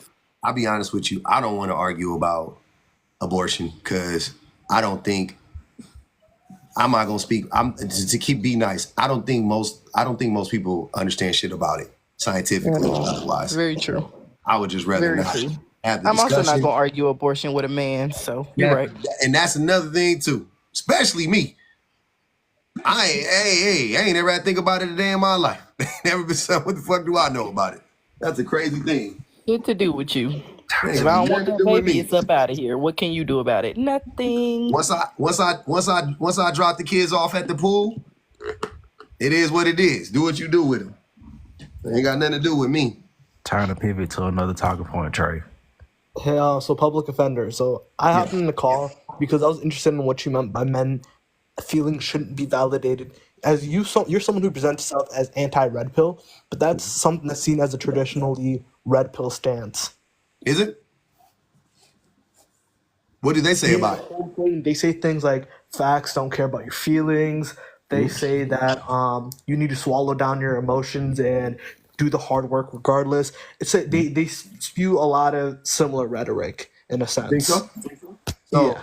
my reasoning for it is men be lying. Is that what they be saying? No, they don't. Okay, so we got two different approaches then. Because that's why I think men's feelings shouldn't be validated. Because men be lying. I don't think most men have feelings, to be honest with you. I think we're like fucking NPCs. I think we're robots. I think we're gigapets. I think we're wind-up dolls. Is that what they say? Is that what the red pillars say too? No, they say more so that a man's life is going to be difficult regardless, and there's no point in complaining about it. No, I don't. I'm okay. I'm okay with you individually going and talking to somebody about your feelings and your emotions, right? I am. Like you, Issa, you could go talk to somebody individually, a doctor, something like that. I'm okay with that. What I would hope you would do, though, once you got there is tell them the truth. Because why go talk to them if you're going to lie to them, right? Does that make sense? Yeah, that makes sense. So you're saying that someone who's not going to be 100% honest about like where they're coming from deserves to be validated in how they feel. Say it one more time, or maybe I missed it. You're saying that someone who isn't being 100% honest in the circumstances that they're in shouldn't like feel certain ways about it? No, I'm saying that men are liars, and when they go to doctors, a lot of times they lie to the psychiatrist and the psychologist, and they're not honest with them. So what use is it to go there if you're just gonna lie about it? And that's on a personal level. But on a massive level, on a mass scale, men are gaslighting. Men try to gaslight the world with the bullshit that they be telling people. That's what I'm saying. Like, as a group, men stay lying. This shit that Trey is saying is crazy to me. Crazy. Trying to, really, are we comparing how, like, if we really want to start talking about violence and unalivings, it's not close. Even you could count every smortion or whatever the fuck you want to, you know what I'm saying? It's not, brother. Men unalive, and by the way, even smortions are linked to the things that men do and have done to women. Because think about it logically. Why are most people getting smortions? What is the number one driving factor in people getting smortions? I personally don't know, but if I have to guess, I'd say no. That's not a factor. That Choosing they don't a have factor. the financial ability. Yeah, financial instability, abuse, yep, rape, Those are not the top reasons why they happen. Those are a small little subset of why they happen. That's why I said it. The stats don't like this. Wait, the stats what you're saying don't align with the stats. What did the stats say? The vast majority of abortions, so the abortions, I think about 1% is due to rape. As what far about as like financial instability? Financial instability, were you financially unstable before you had sex? That's not the question. What does it say about financial instability? Oh my God. If you're talking, it depends on what demographic you're looking at. In different cultures, what does so it for example, say about? No, I'm answering the question. You're not answering the question. You're pivoting. Answer the question directly. What does it say? Because you said they ain't even the top reasons, but they are the top reasons. The stats don't show that the vast majority of abortions is due to financial instability. And I would come with that. I would come back at you and say, are you trying to make it seem as though only single women have abortions? Because people inside of marriages have abortions all the time because of financial instability. It's because of them as a couple can't afford another child. Usually they already have children in the home and are struggling, but you can't tell a wife and a husband not to come together. Also because of grape, but the wife doesn't want to tell the doctor her husband raped her. So we're talking about things that we can't quantify, because we don't have no guarantee. If she never told nobody, it how really are we doesn't matter what the reason is, Trey. To be honest, it really doesn't matter. And y'all don't see that as a bias at all. The argument was about the argument was about unaliving. I gave an example of, hey, this is happening on both sides. The argument, it don't matter what's happening on this side. That's not a one-to-one. You're trying to use abortion stats as to say that women unalive, because we were talking about men and women. We were talking about men unaliving women. You had to jump to abortion, which is not something women do to men. Women abort embryos, fetuses. You had to jump to that to try to say, oh, women unalive just as much. But why couldn't you say men? Why? Let's talk about the stats of women unaliving men. If we're going to keep it a one-to-one, why are you moving the goalposts to talk about abortion? You had to do that for a reason. Yeah, because abortion would cover men. It would cover young boys and women. It's not just exclusive to boys. What? That made zero sense. What did you just say? And not to add this, that is quantifiable. Like, it is quantifiable, trying to figure out why, when, how, and who are getting abortions and for what reason. Like, and a lot of what was said already absolutely explains like why it is women are having these procedures done, especially since it's a medical procedure. Like these aren't always instances of women going in because they're reckless and they're deciding that they don't want to have a baby, so they choose to delete to what do they call it? Yeet the fetus. Delete his That's fetus. not what that is. Fetus Delete deleted. the fetus. But it's not the case, because a large majority of these women are married. A large majority of these women already have children. And the reason why they don't want to have another one is because of the fact that they lose opportunities when they do. Or they may be in abusive situations. We don't even have proper data on the amount of women who are experiencing rape and assault to know if the reason why they are going to get an abortion is because of the fact that they've experienced rape and assault. Then why are you quantifying that it's the majority then? I didn't say that it was the majority. You gave a bunch of things that if she never reported, she could have. We're talking about what could be. Based on that logic, then anything is possible. It doesn't Like, matter. your stance Let's talk started about with men it and could women. be. Men and women. Can you talk about how many men, women unalive? Can you talk about that? Because that's the 1-to-1. Okay. To answer your question, if we're talking 1-to-1, men do unalive women directly more than women do. I'll concede that.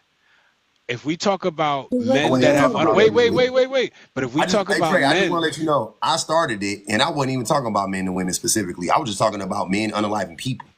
yeah, that's Right, why I true. went to. That's where I went the direction that I went. She said that you said, "Oh, well, we were talking about men unaliving women." Okay, we're now pivoting to that. Women, men, whoever. Men unalive It don't everybody really more matter than though, but I'm anybody just letting else. it be known that I wasn't talking specifically about men unaliving women. But if you do that, it don't get no better. I'm just saying, in general, my point was women are not a net negative on society. They're not out here unaliving people, selling all the smugs, robbing everybody, beating on everybody, raping everybody, unaliving everybody, stealing from everybody, doing pyramid schemes on everybody, fucking Forex and goddamn Amway and all of that shit. Like, that's men are doing all of that shit. So the Changing lesson the to the tax code newcomer. so you stay broke and all of that shit. Wait. So the lesson to the new kid in the class is all things negative in the world are a result of men, and Yes. all of the things positive in the world are a result of women. No, but you had the first part right. Yeah. The All your lesson to problems the can new be- kid. The lesson to the new kid in the class is that these weak ass manipulation and gaslighting attempts that you're doing is why the average woman doesn't want to be bothered with the average man, because the average man is you, and it's exhausting to even have a conversation with y'all, let alone be in a relationship with you, because you don't actually want to see any facts. You don't want to concede to any points. You will continuously I literally just manipulate, conceded to a point. gaslight, and move the goalpost over and over and over until people just get tired of talking to you and give up. Ma'am, I feel like you're projecting right now. I don't know where I I gaslighted feel like your mama anybody. projected when she had you. So now we go to ad hominems. That's cute. That's the maturity that we're talking about, right? My mama. Well, I mean, I think that what she's saying is correct though, because you are gaslighting, and I think that the part that how this is where we're missing the point, because earlier when Public, because you brought this point up earlier, but earlier when Public said that in rebuttal to you saying that most women want providers, he said that most men want providers, right? That's what he said. He said that most men want providers. Like, that's usually the case across the board. We know that you're gaslighting and that you don't actually believe these points because of the fact that y'all got to make them pages private. The first video on your page is about Oprah taking care of Stedman and how you're clapping and cheering that men finally get to walk into their soft guy era and be taken care of by a woman.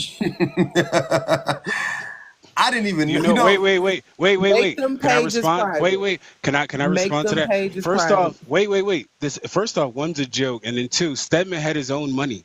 Stedman was successful. I agree that you're a joke, but I'm saying that come on, bro. When we talk about gaslighting, that's at the top of the list, because you I don't think you know what gaslighting means. We know. Mm-hmm. We know. We believe you. Hold on, wait, Trey. I gotta ask you a question. What would be who are you trying to antagonize with that video? What's funny? Where's the humor in it? The whole movement. The soft guy era, you're just saying it's a funny movement, like it's laughable? Yes, that's what it was about. It was a joke. Okay. That was so you're making fun of the soft guy era. The soft guy era is making fun of the soft guy era. Like it's a joke. It's not That's a like joke. What makes it not a joke? So The only people who think it's not a joke is the people who don't get it. Sir, see, man, I'll be Is trying it a real joke hard. if don't nobody get it? Yeah, I'm like, I'll be trying real hard to like. So is satire not a form of humor? Hold on, wait, Trey. First of all, I'm telling you, right wing, which that's what this is. I know it's gonna go over your head, but I'm gonna break it down for you real quick. Right wingers don't do satire well. It's never funny. Y'all satire is like it's like goof is right in your face. Like satire is supposed to be subtle. You know what I'm saying? But right wingers, red pillars, misogynistic men, y'all think satire is like we're exchanging barbs and I say a funny quip about you and then you push my face down in the mud like fucking Nelson from goddamn The Simpsons and go, ah, like that's what y'all look, I bully it. It's like that's how y'all react to shit like this. That shit isn't funny because it's not funny. Because what are they trying to make fun of? You see what I'm saying? What are they trying to make fun of? They're trying to make fun of women who are who talk about a soft girl era. Why are women talking about a soft girl era? What does that mean? Now let's get into it. What is a soft girl era? What does that mean? What are they talking about? Soft girl era, I would assume is a lifestyle of leisure, a lifestyle where they don't have to work as hard, a lifestyle where apparently if men aren't protective providers, soft girl era usually is in correlation with men providing that life. Okay. So why do you think women are talking about being in a soft girl era? Wouldn't that mean that they haven't been living in a soft girl era this whole time? Yeah, that you could conclude that. Okay. Because what have women been doing this whole time? And what do they continue to do? Work, grind, do all the jobs that men don't want to do or can't do. So they're like, damn, can we get a fucking break? That's what they're talking about. That's what they're talking about. That's where the soft girl era comes from. And men got so offended by women because nothing men do is original. Men are always reacting to shit that women are doing, right? Everything men do is a reaction to something a woman does. Like I said, like a bully. It's not like men have like these original thoughts and we're just funny on our own. Like men really aren't that funny. Like we're always punching down on other people or trying to like stop somebody, like trying to like somebody is making a bigger point and we're trying to like, oh no, don't pay attention to that point. Let's look at this point because woe is me. And we're always like perpetually making ourselves a victim and all of that weird shit, right? So, but the soft girl era is literally a reaction to men making women do every fucking thing that men won't do or can't do. And they're like, damn, can I get a goddamn break? So for men to then turn around and be on some like, oh, well, I want a soft guy era as a man. Men live in a soft man era. You're in a soft man era. If you have a girl, if you have a woman, you are in a soft man era. Men as a group are in the soft man era because men as a group have been exploiting women for fucking a millennia. So who works harder, men or women? Women. They're on the bottom. They do all the dirty work. They do all the shit that we don't want to do or can't do. Please stop. Where are you getting this from? From history, from stats.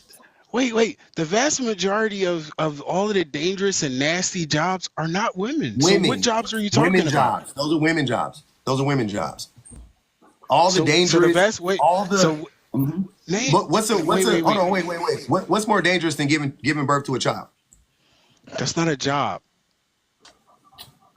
It's a task. Yeah, but you said jobs. They should be paid for it. Just because, wait. I'm not counting shit just because you paid. See, and that's what men do. They conveniently leave. They say, well, if you're not paid for something, then it's not a job. It's not a do. But it is though. No, What we're the fuck? using the job is by definition. The word job has a definition. When I said that's not a paid thing, then it's not a job. You said, well, it's a task. So you Is it labor? understand the Hold on, distinction wait. between the two. Is it labor? Paid or not? Yes. Is it labor? Yes. Okay, cool. So let's stick to that then. So what is more dangerous than giving birth to a child? Working on an oil rig? Doubt it. Being an electrician? Doubt it. The fuck are we talking about? What changes your body for probably forever? They say for 7 years, but I think it's forever. What changes your body forever? Working on a boat in the middle of the ocean, fishing, fucking getting tuna, or giving birth to a child? Giving birth to a fucking child. And I know we can say, oh, that's nature or whatever. Who gives a fuck? It don't matter. That's still what they got to do. And most women do it. Most men don't do dangerous jobs, though. Most men don't do those jobs. You don't do those jobs. Yeah, I don't but do those jobs. They your don't do those argument jobs. was that women do all of the jobs that men don't want to do. That's, And you start talking about I just went to the biggest, most important one that would Want to know the dwarf second any- one? Being a wife. And if we go to the third, fourth, and fifth one, all the way up to the 10th, when you look at those lower level jobs that do require, that keep a company afloat, women are performing those jobs, like globally. Clerical work, a lot of, the administrative work, women are performing those tasks outside of the fact that they also have performed the heavy skilled labor. Women have built canals, like women have been a part of building skyscrapers and structures and doing construction work. Yeah, like but that, his argument was they do all the jobs men don't want to do. If the vast majority of skyscraper builders are men, you can't say men the want to do outliers. those jobs, Trey. Men want to do those jobs. They don't have to do those jobs. They want to do those jobs. What are you? Yeah, but the argument was the women do all of the jobs that men don't want to do. Yes. All That's of still the hard argument. I don't know jobs. why you're like acting like it's Did you changed say- because men, sir, what I'm trying to tell you is you can't escape that because men shape the society. They could easily have said, I don't want to do that job, but they want to do that job. The power, and when I say they, I'm saying the people who created the system, the you know what I mean, the oligarchs, the Rothschilds and the Purdue's, you know what I'm saying? The Carnegies, like those men said men are going to build skyscrapers. They said that. They said men are going to build skyscrapers. It wasn't because they were like, men are, I want them to do this because this is the harder job. Well, in a way, I'm sure they also were extremely misogynistic and thought that women couldn't do those jobs. Don't get me wrong. But they weren't being nice to women. They weren't protecting women. They weren't like, oh man, we can't have women do these jobs because we got to keep women safe. Like that wasn't it. They was like, men are probably going to be better at this job. They're bigger. They're, you know what I mean? Like whatever the case may, they made up whatever shit they made up, rooted in misogyny, and that's why they made men, and that's how they shaped it. Then the men who sign up for those jobs want to do those jobs. They want to do those jobs. Men, so men want to haul trash and go in sewers, exterminate. They want to do these things, right? Yes, they want to do those jobs. Yes. Okay. Yeah. If that's the case, who wants to do any job? Nobody. Exactly. Nobody. So let's not do that. But they want to do those jobs. Absolutely, they want to do those jobs. You just said nobody wants to do. You asked me a question. I said nobody wants to do. If we could all just get paid for not having to do these jobs, they would do them. But to say, hey, name a kid, name a little boy that's like, when I grow up, I want to sling trash. I want to go. That is a cool job. My son just was talking about fucking the trash man 2 days ago. Swear to God. Because they see a big truck that eats up the trash coming down the street. They think that's the cool. I have heard my youngest son literally say that because all he sees is a big machine and he sees the man jumping on and off the truck and being able to literally crunch up the trash because he thinks, there's something associated with the machine actually being alive. Yes, for kids, that is a cool job. I think it was yesterday, as a matter of fact. I picked my son up from school and the trash truck pulled up to his school and he was like, man, I wonder what it's like riding in there. And like, he was so intrigued. Like I never heard talk about it before, but he was like, man, and where does the arm go? Remember that yesterday, Lennox? What? when you saw Where does the when we garbage talked truck. about OF, it was a necessity and psychological and all. Why is it not Remember when you a saw the garbage necessity? truck? Yeah, that's what I'm Why is it saying. not When you were Why, like, based why on is what they what that's need not like, to a do? necessity? Why is Why it is what not a believed that necessity? men want to do these jobs versus the need to do them? I'm trying to listen to Lennox, not you, Trey. Men don't even want to do those jobs. That's the plot twist. Men don't want to do those jobs. yeah, Men you were have like, to how do are they those in that jobs truck? because Like, what? Because patriarchy we're talking locks about the y'all in the smell, same and way you're that it like, locks us in. Do you know that the That's why host just y'all do said the those exact jobs. opposite, ma'am? I'm not concerned about what he's saying. I'm concerned about what I'm saying. Men don't want to do those jobs because patriarchy yep. shoves them in those jobs. And we know that. We've had this conversation before. Men don't actually want to do those jobs. And the funny part is men haven't exclusively been doing those jobs, because the part of the conversation that is always left out is that this is very segmented to the lifestyles of white men and white women. Because you had best believe when they were building skyscrapers on Wall Street, they did not care if it were black women and black men building those structures, because black women were absolutely alongside black men building those buildings and building, most of what we see. DC, all of our huge statues and structures and all of that was built at the hands of black men and black women. Like, they weren't telling us to just go sit on the side. Oh, we don't want you to hurt yourself because you're a lady. No, black women had to participate in that as well. So it wasn't a matter of women being too dainty and not being strong enough to do that. That was exclusive to white women. White women were allowed to be able to sit that out, whether they wanted to or not, of course, because of patriarchy and the fact that they were feminized in a way that black women weren't. But black women weren't left out of that labor.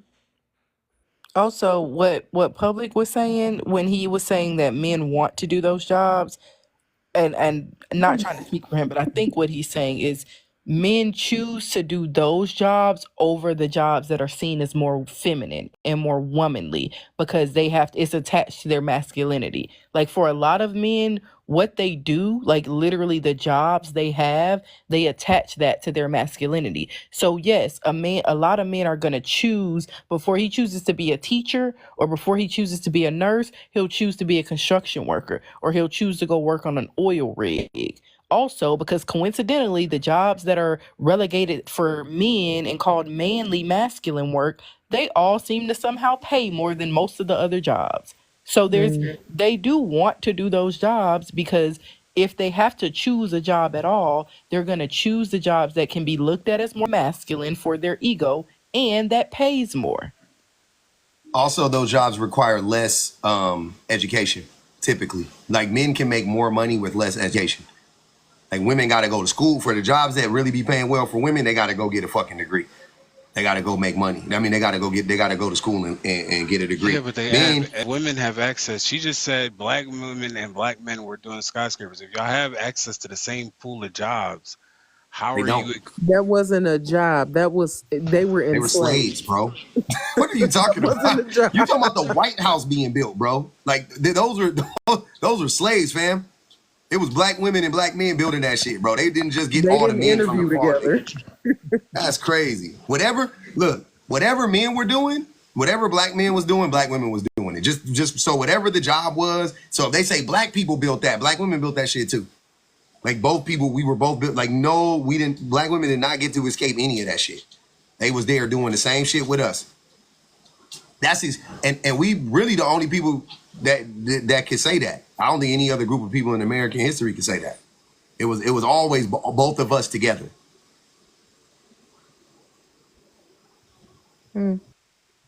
That's very interesting. Books will do that to you.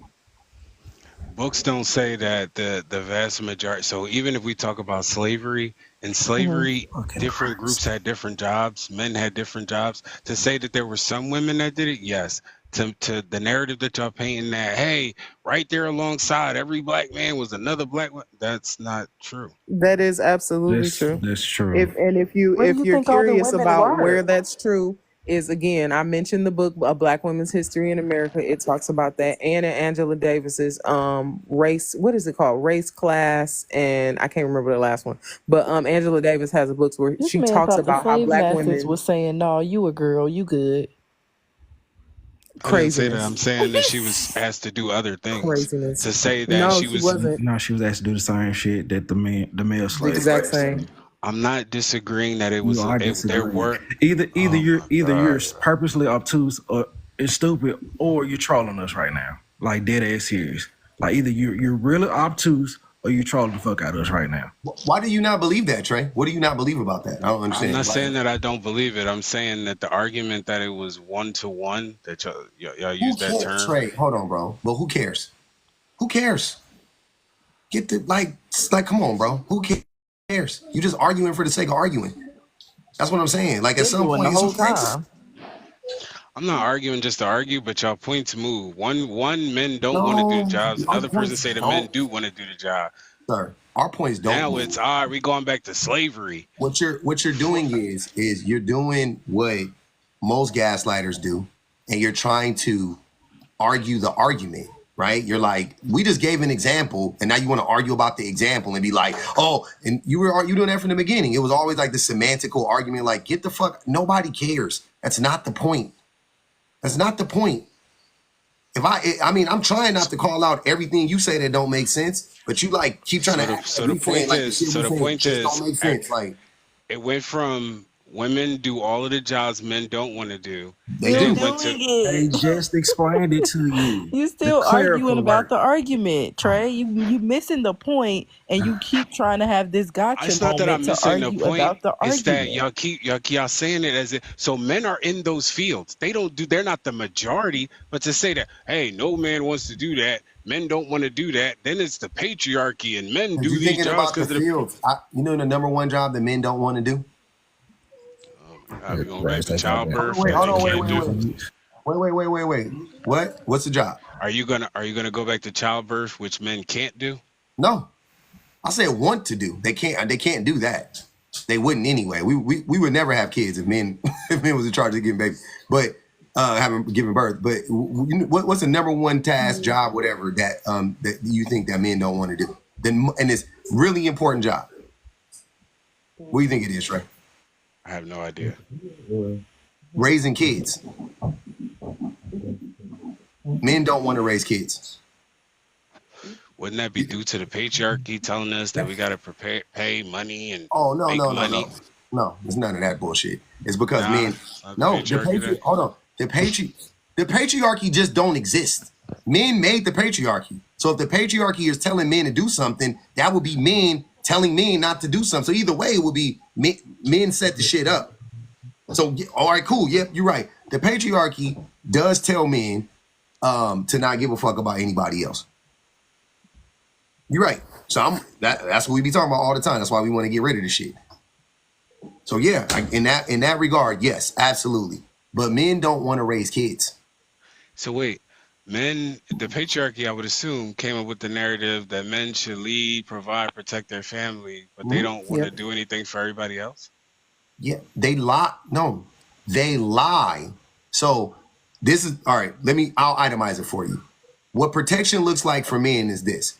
If you are my property, i.e. my wife, my daughter, right? My mother, something like, well, not mother, but whatever, something like that. Some woman that serves some utility for me, or some woman that, my mother, whatever, somebody I'm connected to like that. I will protect you to a certain extent, but I will protect you, right? From other men. Because really, a lot of that is just rooted in my ego, because how dare you try to run up on my girl while I'm here? So it's more about you, right? But also the proof that I have that men are protectors is who is more likely to harm the women?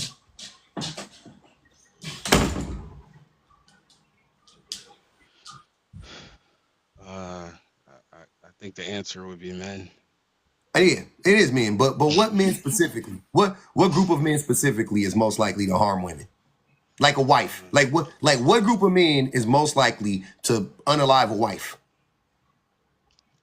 Well, usually the suspect will be the husband. The The first husband. suspect will be Yeah. So how can the husband be the person that is most likely to unalive a wife, but also be the person that is considered to be the protector of that wife? You think that makes sense? No. The narrative that you just said, hey, we do this That's not because a it's narrative. property. Hold on, Trey. That's not a narrative. These are actual facts. It's not a narrative. A narrative, that's not a narrative. That is a fact. Yeah, but the vast majority of husbands are not unaliving their wives. And the vast majority of husbands don't ever need to protect their wives either. So what are you talking about? Yeah, but protection goes beyond just being a bulletproof vest or Cool. fighting in the street. And what does protection look like? Protection is also another aspect of leadership, guiding the situation, sometimes protecting her from herself. Sometimes no, sir. Give us specifics. What is protection? From herself. Yeah, they always say stupid shit like that. What is? Give us something specific. You don't specifically. So the example she just said, women don't always make good choices, just like men don't always make good choices. If he has more information, more knowledge, and she's willing to make a bad choice, wouldn't it be protecting her by giving her the information? Okay, women do that for men more than men do that for women. But okay, regardless of that, it's a 50-50 at best, right? Cool. So that wouldn't be a job of men. That's just a human job, right? Why is that more of a man's job? As if men, who is more likely? Because of the patriarchy. Who is more likely to make an irrational, stupid decision, a man or a woman? It depends on what you consider irrational. Anything. Irrational is irrational, not rational. Who is more likely to make an irrational decision, a risky decision, a potentially life-altering decision, a decision that could end in disaster physically, physical harm, mental? Like, who is more likely to do that? At best, we would say 50-50 because both. He can't tell the truth to save his life. Nope, not even close. Not even close, sir. Not even close. Do you know? How are you coming to that conclusion? By number. See? I'm asking. By the numbers. By the numbers. Who's filling up the prisons, Trey? Who engages in risky behavior more? Men or women? Like, this is easy. Who engages in risky? Going back to that example, who unalives more adult people? Who sells smugs more? Who robs more? Who skydives more? Who does stupid shit like skateboard off the top of buildings and shit? Like, who does that type of shit more? Who drives more violent and impulsive? Who drives 150 miles an hour on the freeway? Who does that shit more? When you hear about all these athletes, you know there are female athletes, right? There's a ton of female athletes. Every week I hear of a dumbass male athlete driving his Ferrari in a residential area, going 300 miles an hour, and he's fucking drunk, and he unalives some old lady or some shit like that, right? That shit happens like every season. Every season in every sport, there's a handful of stupid motherfuckers, men doing that shit. You ain't never heard of Cheryl Swoops crashing her fucking Bentley. It's like, that shit don't happen, bro. Men engage in riskier, more impulsive behaviors than women do. That's just a fact. It's not my perception. That's not a narrative. I would agree. When you clarify that part, yes, we do riskier things. Yes. Yes. So who is more likely to have to save somebody from themselves, a man or a woman? So you think women are out here saving men from their decisions? Absolutely. Literally. Every day, all day. Literally. Every day, bro. Like, are you serious?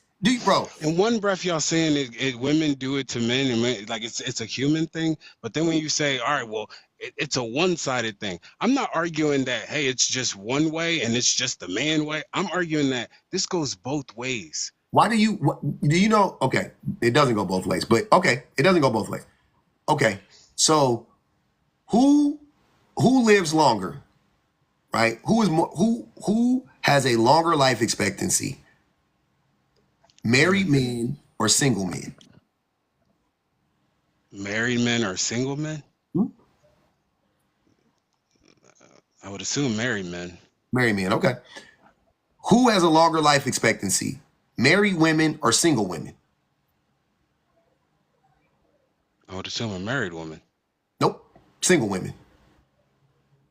And do you know why married men have longer life expectancies than single women? I mean, than single men. There's a few reasons, but just you can name one or two if you take a guess, if you don't know. I have no idea. I don't even. I would have to agree with the premise, and I'm confused how you came to that conclusion. Because of the numbers, but the reason why is one of the major reasons why, like literally, if you read the study, it's because married men engage in less risky behavior than single men. They take less risks than single men. I wonder why that is. Could it be because they have more responsibility? It's because of their wives. It's because of their wives. It has wives. nothing to do with their responsibilities, their legacy, their children, none of those things. No, men don't give a fuck about that shit. Men, it's their wives. It's their wives telling them, don't eat that. Why are you driving so fast? Stop driving without your seatbelt on. Stop texting and driving. Pay attention. Put the phone down. That's what women are doing. All day, every day. Like talking. And hey, and you know why I know that's true? Because what do men say about women all the time? Oh, they always nagging me. That's the nag. That's the nag that men be talking about. Why are you driving and texting? Why are you always fucking with your phone while you're in the car? Why are you going so fast? Slow down. Why are you changing lanes? Why are you tailgating this person? That's what women do. Do they not? I know that just ain't my wife. I know that just ain't my wife. Because I done been in the car with many of niggas and everybody why I be doing the same shit. Because men be doing the same shit. The same stupid ass shit. Go to the doctor. Go to the dentist. Why are your eye been hurting? Drinking so goddamn much. Why are you drinking so much? Drink more water. Eat here. I bought some fruits for you. Eat more fruit. Go touch grass. Go outside. And most importantly, what women do is they relieve our stress. When men come home, when men come in the house, we can go autopilot, baby. Brain shut down. The vast majority of men, brain shut down. You got a man for about an hour after he get home from work before that motherfucker go on autopilot. It's how the Windows music go? Do-do-do-do. That's how niggas brains do that shit for the next 5 or 6 hours. Brewski in hand, controller in hand, remote or video, don't matter. But niggas is on the fuck out. How do you believe that that's the vast majority of what men do? You gotta stop asking me these questions. It's always gonna be the same answer. I promise you. It's always going to be the same answer. It's never gonna change. It's never gonna change, Trey. I am not making this stuff up. I may get like the picture of, you know what I'm saying? The examples, the specific examples may be like an observation so you can get an idea. But the what I'm saying is 100% rooted in fucking facts. Like, what are you talking about? Confusing to me, Trey, is that you already said and acknowledged that, like, you know, the divorce rates are higher, women are having less children, women are unwilling to partner up or even date men, and everything that we point to that men need to work on, that men are not doing correctly, that men need to be doing more or less of, you keep saying, where do y'all get this from? How are you deducing that this is the vast majority of men? But you yourself has said something's up. Like so why do you think it is? Why do you think that? So when I say why do I believe it's the vast majority of men? If we go off of what the host has said, his perspective was women are still sleeping with men, women are still getting married to men. These things are still happening. Yes, the numbers are going down, but these things are still happening. So if the vast majority is all it just doesn't add up that the vast majority. I could say, hey, there's a percentage. I could agree with that. I wouldn't argue. Yeah, because most women put up with y'all shit just to have a man. You think that the vast majority of women are in relationships because y'all are so great? Or to have a baby. Is that what you think? Or we ain't that bad. Like, that's what they... No, so when I made the women... argument that they're settling, he said, nah, it's because... No, I didn't. You know, no, I didn't. You said the average woman is not looking... Okay, so the average woman is settling The average man's not settling. The narrative, and I No, just want to be clear, is that men bad, women good, It's and called patriarchy and sexism. Do you believe in racism, Trey? do I believe in Do racism? you think Yes, I believe. racism is a thing? I know racism exists. Okay, Yes. so if we said the narrative is white people bad, black people good, white people are, if you're talking to a white person and a white person said, oh, so I guess it's just white people bad, black people good, everything's our fault, oh, we're just the bad guy. How would you feel about that? Okay, Knowing quick the question. system that we live in. The way that you just broke that down, racism is not exclusive to white people. So we're breaking it down to white versus black. Yes, there are racist white people. To say that we're just going to put that whole thing on a group of people is my What do you point. mean it's not exclusive to white? Are you saying black people are racist too towards I'm white people? saying that any nationality can be racist. No, sir. nationality has nothing to do No, with race. no, Jesus. Just So wait. So no other race outside of white people could be racist? Not in this country.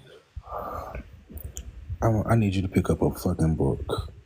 Not in this country, sir. I'm sorry. Okay, Book let says me that other make it a races little aren't bit clearer Yo, for that you, Trey. sounds We live in crazy. a white supremacist society, right? Which means white people reign supreme. And they have a system that backs up the fact that they are the supreme race. Who the hell can be racist against them, particularly? What does Who of racism look us? like against white Who people? of us can be racist towards white people? If you put it to just this country, yes. If you talk about things outside of this country, which I would assume because other races live outside of this country, there are other groups that have a racist ideologies towards different cultures. Y'all keep saying pick up a book, but what y'all saying Yeah, is even like, outside this country, Trey, who can be racist around the world to white people?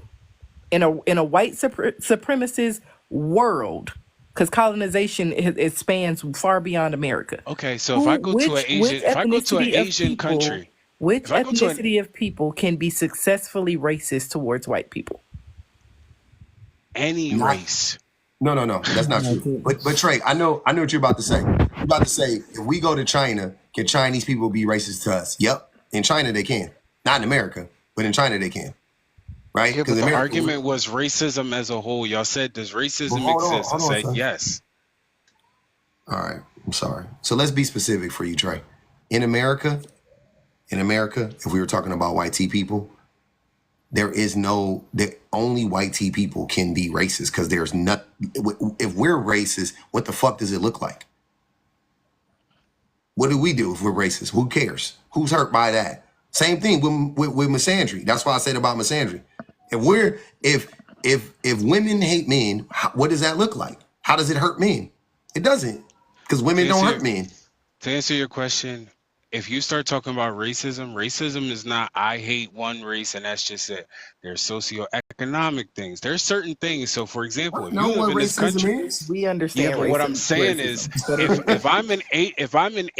if I'm a wealthy Asian person and I see a poor white person, I can be racist to that person because they have no power to do anything. You can be No, you can't. classist to them. You can't be racist though. Can't be An racist, brother. Asian can't be racist to a white person. He can be classist because he's rich and they're poor. Yep. Yeah, but wouldn't it be rooted in racism? The No, choice it No. would be rooted in classism because he's looking down on them because they lack money, not because they're white.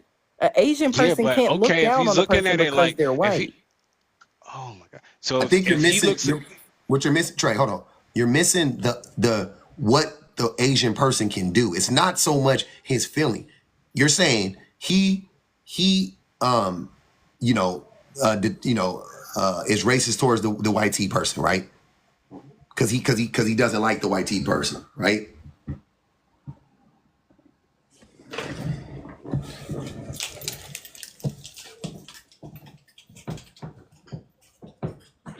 On teacup. But the point is, if a rich Asian person saw a poor white person and decided to look down on them or treat them away, that's not racism. That's classism. He's looking down on them because he feels like they're poor. He's rich. He thinks he's better than them because he's rich, which is classism. If he thought he was better than them because he's Asian and they're white, That's still not racism. That would be prejudice. An Asian person can't be racist towards a white person because an Asian person doesn't have any systems to back that racism up. I think, but I'm saying to his point though, if he doesn't like the white T person, not because he's poor, but because he's white, then okay, that's that he's saying like that's racist. We're saying, but what could he do though? That's what I'm saying. Like, I mean, Like, yeah, what? okay, if you want us to call it racism, fine. But like, what does it mean? What does it mean? That's what I'm trying to figure out. It's like, okay, at that point, it's like, I don't like this white person. Okay, cool. Now what? You can't call the police on them. Like, you can't, you know what I'm saying? Like, you can't Nobody weaponize the cares. systems against them. But the way he set it up, he literally said, if a rich Asian person looked down on a poor white person, is that not racism? No. There's another word for that. It's called classism. Go ahead, Jay, and then I want Jean to go. Oh, she can go. I just want Judge Bush to be arrested for his crimes because this shit is unbelievable. Because children were definitely left behind. But you can go, Gene. I ain't got nothing to add right now. The only thing I want, can you guys hear me? We got you. The only thing I wanted to say is I don't understand why men come up here and argue the point of like, all men aren't bad. If y'all truly believe that, I'm gonna put it like this. Have you ever heard of the way a father talks to his daughter about men? Every woman in here whose father was a part of her life, they never said good things about men. They always explicitly told you to stay away from men because men don't want nothing but your draws. They don't want to do nothing for you. So men inherently know that men in general are trash. That's not even something to argue. If you have a sister, if you have a mother, if you have an auntie, ask them what their dads told them about men. You're going to get the same answer every time. So why argue just because, somebody else is saying it? Quick question. They didn't give two perspectives? Hey, this is what a bad man is and this is what a good man is? We get a man like me, get a man that's going to treat you like this, get a man. They just said, hey, all men are just these negative creatures and that's just the narrative. Nobody ever said all. But the reason they do that is because, first of all, typically, I didn't have a good dad. I mean, I'm going to just be honest. So I can't speak on that. But typically, men feel some type of ownership over their daughters the same way they do with their wives. So they don't want you with anybody. Your dad doesn't want you with anybody. So no, he's not saying, "Oh, get a good man." Then where did the tradition of men walking their daughters down the aisle come from then? That came from patriarchy. You're transferring ownership. Okay, I get it. I see how this circle go. It's not a circle. It's literally you're transferring ownership from the father to the husband. It's a transfer. That's why y'all used to have to pay for it. You used to have to literally pay that man for his daughter. He's selling. He's literally selling, figuratively, not anymore, but he was selling his daughter to you. That's why you got Mr. and Mrs. Mrs. is short for Misters, because he's giving she's moving from being owned by her father to being owned by Mr. That's why she is now Mrs. She's Misters. Yeah, and the selling is still a financial practice. It's still a current practice. If you think about it, typically the woman's family pays for the wedding. That's just where the dowry went. There's still supposed to be some type of, financial input there. So, and that's why she loses her last name and she gets his last name, because she's gone from under her father's ownership. That's why she had her father's last name. Now she goes under her husband's ownership and she gets his last name. Patriarchy is transferring the ownership of women from her father to her husband. That's literally a huge part of it. Yes, and they don't take the time to tell you about a good man because they assume that's what they are. They Yeah, but assume that. you're speaking from a perspective, man, that you said I didn't have a good father, but I'm telling you what fathers are doing to their daughters. Oh my God, man. You don't think that creates a bias? Like I'm hearing That's what you're because saying. most daughters don't have good fathers. Most kids don't have good fathers. Damn, y'all ain't got them $50 tonight? They've been being stingy with your boy, man. I think they waited. They were just like, you know what? Yeah, bro. I think dads. I think there's two things to Jean's point. I think fathers are, up to her point, they're lazy. We parent lazy, right? So instead of us actually teaching our daughters, like, you know, like how to, you know what I'm saying, like how to like teaching them how to like protect themselves against men or whatever by teaching them about themselves and, you know, giving them like a strong sense of self and educating them, you know, all that stuff. They are like, you just stay away from all men, like, which is like, that's stupid. That's not even practical. Of course, Yeah, you gonna and date me. right. Yeah, my dad didn't do that. Like my dad took more of the approach of what you were saying, like giving more of like he worked on like telling me my worth and building my self-esteem. Same with my mom. Like they worked on building my worth as a person to help like mitigate because they knew like they're not dumb. I'm eventually gonna discover boys and then eventually men. I'm going to be attracted to them. I'm going to date all of that. But they worked on like building my self-esteem as a person to try to help mitigate some of the things that I would accept from boys or some of the things that I would let them tell me and that I would believe. Like a boy wasn't the first person to tell me I was pretty. Like my parents told me that all the time or tell me I was smart or tell me, you know, I had any worth or value. My parents told me that all the time. But yeah, there also were warnings.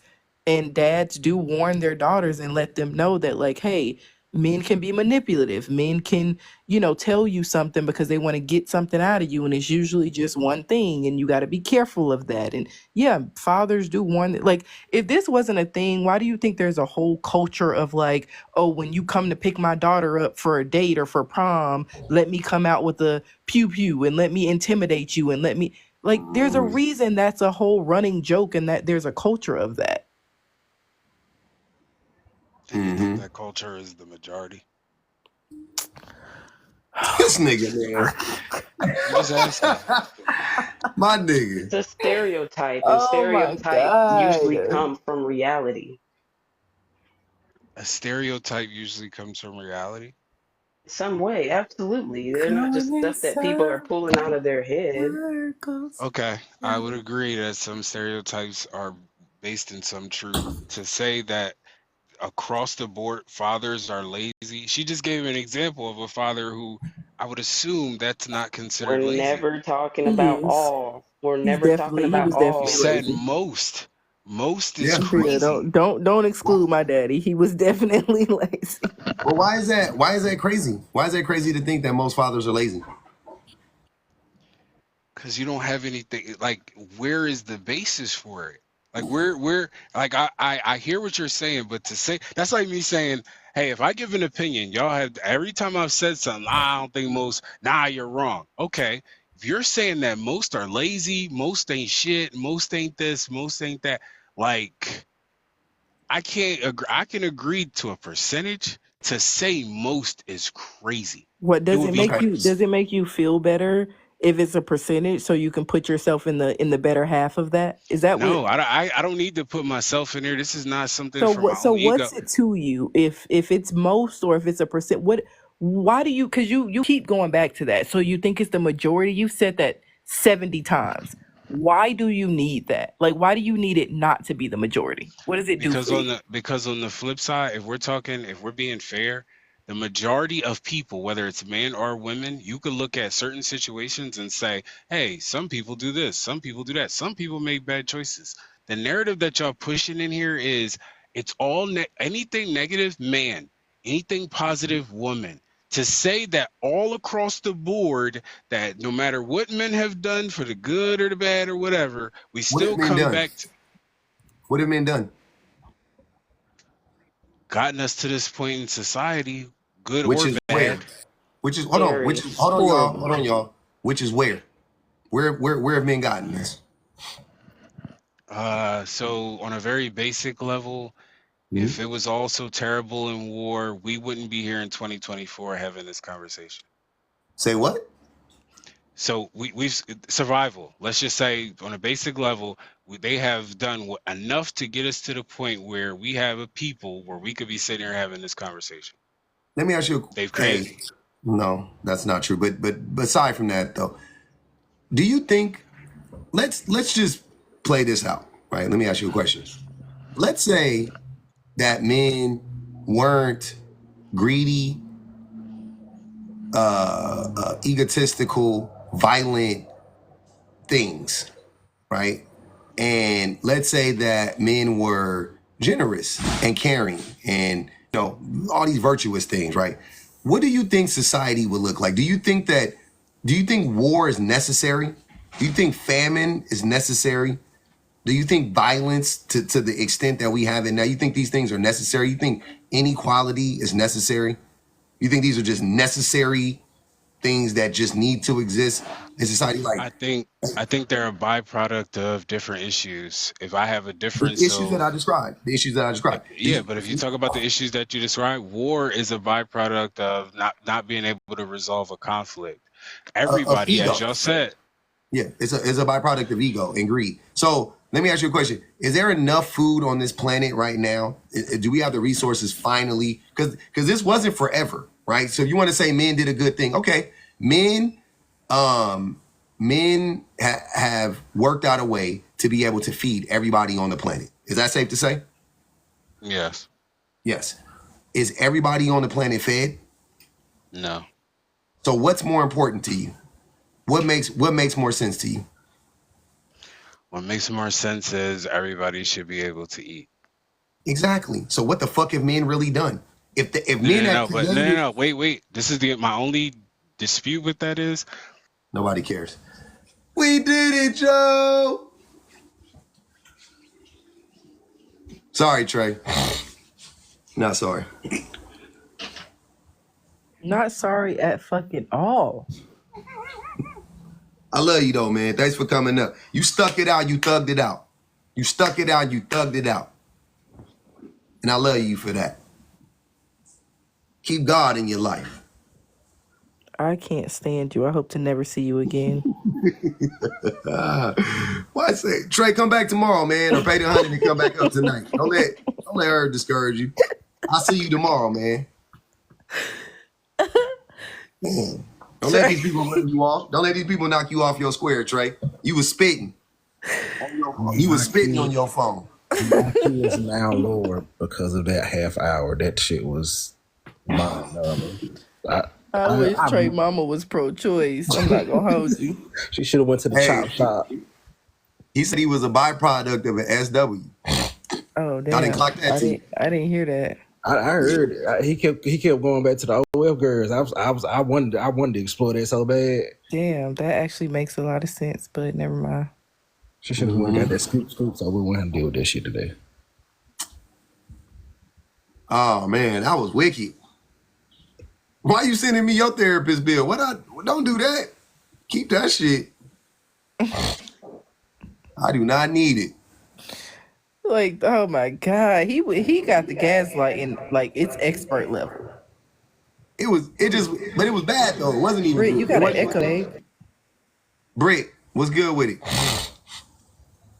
She's got some background noise, I think. Yeah, let me fix it. Hold on. Okay. Hey, thanks for coming up, Jean Gray. I got a lot of people in here. I'm 19 people up in this. Can you hear me?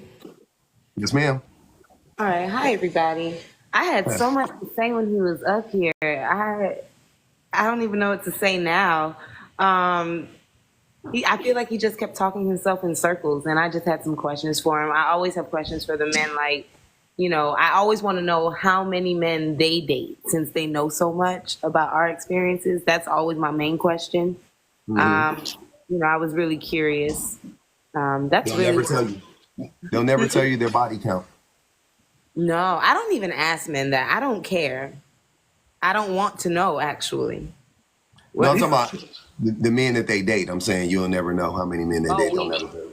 We really wouldn't, since they know so much about our experiences with men, and it's kind of troubling. And I don't remember who brought the point up, but fathers do tell us about men, and I don't understand how they choose to act so stupid, because you're saying one thing, you're going to say one thing as a father, as a brother, as a cousin, even as an uncle, but yet you're acting as if we are just all living a lie or making this up. It's very confusing, and I stopped trying to understand them a long time ago. Yeah, you could pull up 100 women, and 98 of them could tell us the same thing, and he'd be like, "But where are you guys getting that from?" Like, nigga, Right. them. They all just told me the same thing. It's very sad, and even when I talk to my male friends, like they definitely listen, but some of them are in disbelief. So that's when I have to show them receipts. Like, these are the screenshots. Like, read this. Like, they're always in disbelief, but maybe there's a light at the end of the tunnel. Keep doing what you're doing, hopefully. Yep. W do W. I don't know. I'm sorry. WDO. You gonna have to give me a name, ma'am. I'm sorry. We're doing our own thing, but they did it under my business, so I call myself being smart. That I put in my website, so yeah, it make sense to me. So That's I fine. wanted to say the young lady who was talking about her dad. My dad did the same thing. He told me all the struggles that a man have in life, and how wouldn't no man be perfect. Like, and my granddaddy stand on top of everything else. Like, listen here, I came from the Navy, and this and that. I went through 2 wars, and I'm a piece of S. Like, it ain't nobody gonna be satisfying. But you got to use what you got, basically, and motivate that person, and y'all got to stand 10 toes down with each other. That's the only way something gonna work. And I want to say she was totally right, because my daddy told me, like, hey, I had to become something different. He was like, I was out there in the streets and this and that, but he told me up front, like, it ain't no good thing for a man. A man gonna get towed down. And we got to do the best we can in this world, because ain't nothing gonna be given to you, and ain't nothing gonna be given to you. You gonna have to work twice as hard as me. So I'm looking like, whoa. And you wanted me to be your only child, right? And you telling me it's all this. So he was setting me up to be successful. But I had to put trust, because I had a granddaddy and him, like, being a cheerleader, like, come on, you can do it. But when I got my bachelor's degree in criminal justice, my granddaddy like, that's the worst piece of ass you could get. I didn't serve this country. Your dad didn't serve this country. Like, they was real stricken for it. Like, I don't want you on no police force. Like, it was like war. I couldn't go to the military. He's like, no, I already served the country. Like, it was like straight up, like, granddaddy and daddy against everything. So it was hard. It was a hard knock life, just sitting in my shoes. So everything she said was correct. So I just want to bless her and, give you your flowers. You're doing a good job. That's crazy. Go ahead, Britt. I was just going to touch in on the dad conversations. I had a stepfather in my life since I was like 5 years old. Both him and my father passed away. But I had an example, in my opinion, of what it is to be an active father and what it is to be an inactive father. Like, my dad lived down the street for a majority of my life, until he died. And I didn't speak to him for like years. And of course, he was one of those guys that said, like, oh, the phone works both ways. And, we got our relationship back before he died, but he knows what he did, rest in peace. But my stepfather, in my opinion, was the most amazing man. He was the blueprint, I feel like. And if I'm blessed to find a man even half as good as him, that's an amazing thing. So I think that's why I had hope for as long as I did. If God, sends me my man, I'm here with open arms. But I was brought up with an example of both. Like, my father could have been so much, and gratefully I was, still brought up in a 2-parent home, because my stepfather was absolutely my dad. And my stepdad would always tell me, like, they're not all like me. Like, he would always put me up on game and be straight up with me about how men will move, but he would also let me know, like, there are good men out there, but you have to, use your discernment and be cautious, because not everybody's like you. Yeah, we getting life. Hey man, some daddies taught some good life lessons. He was a good one. He was raised by his grandparents, very old school in the country. He was a good guy. That's what's up. Hey, I appreciate y'all coming up. I am about to I gotta call it a night at some point in time, y'all. I've been up here for a while. I'm sorry. My ADHD just got me right now. I feel bad. I feel like, oh man. Hey, we still.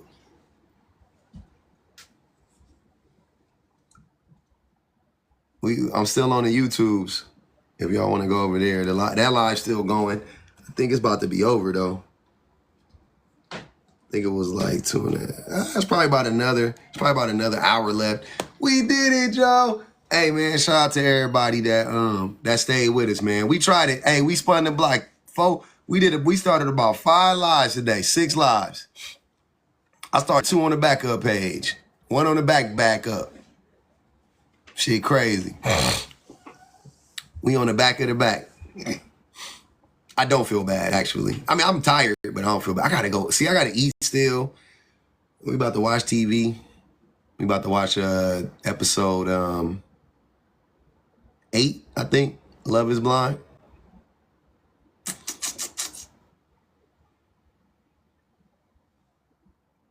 I had people in the queue. I was like, this shit about to just keep going, man. I can't do it.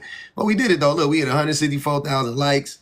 We was live for about an hour and a half, maybe, something like that. Maybe 2 hours. I tried it. Sean, you watching that shit, man? Wait, I'm gonna do the Love is Blind. We're gonna do the Love is Blind live. I'm gonna see if I can get Cedar to come join us for it. There's a lot to discuss. It's a lot going on. She just gave me a bad look. I don't know why she acted like that was not something. Why we can't spin the block on the Love is Blind line? Jesus Christ. But yeah, it's gonna be fun though. Shout out to the best mods in the business, man. All the old subs, all the new subs. Man, they cash out one time on the way out, man. Be nice. Let me catch up. I'm only on episode 3. Oh yeah, definitely catch up. I think there's 9 or 10 episodes right now, right? 9. There's 9 episodes right now. Thank you, Swill. Appreciate y'all, man.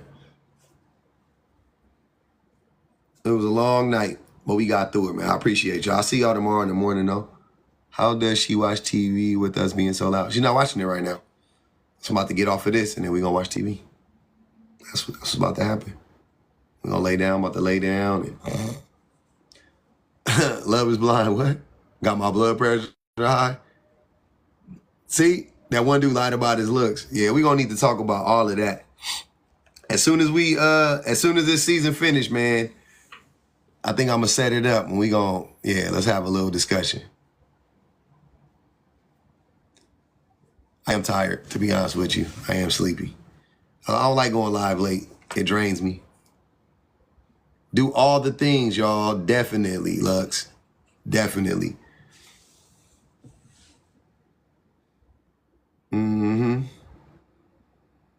Yeah, I'll be checking for it. Hey, Sean, did you watch Love is Blind UK, the last season? Love is Blind UK. The last season.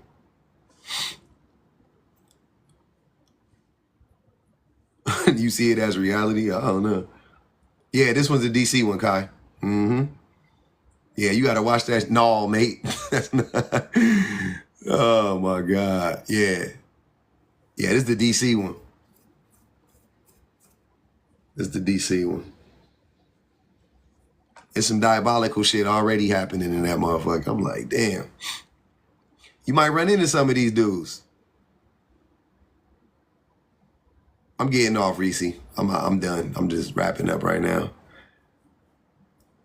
On YouTube right now, that is a premiere. That's an old live. That's why I didn't go live on YouTube. I was gonna go live on YouTube, but the premiere was already on. I was like, I did it for a second, and I was like, why would I pull people out of the premiere? You know what I'm saying? I'll just post this whole live and do the same thing for this live on YouTube another day, like tomorrow or something. So yeah, don't worry. It'll be up on the YouTubes. I'm in 2 places at the same time. But I'm about to be in one place right now, which is my bed. So I'm going to holler back, man. I'll see y'all, man.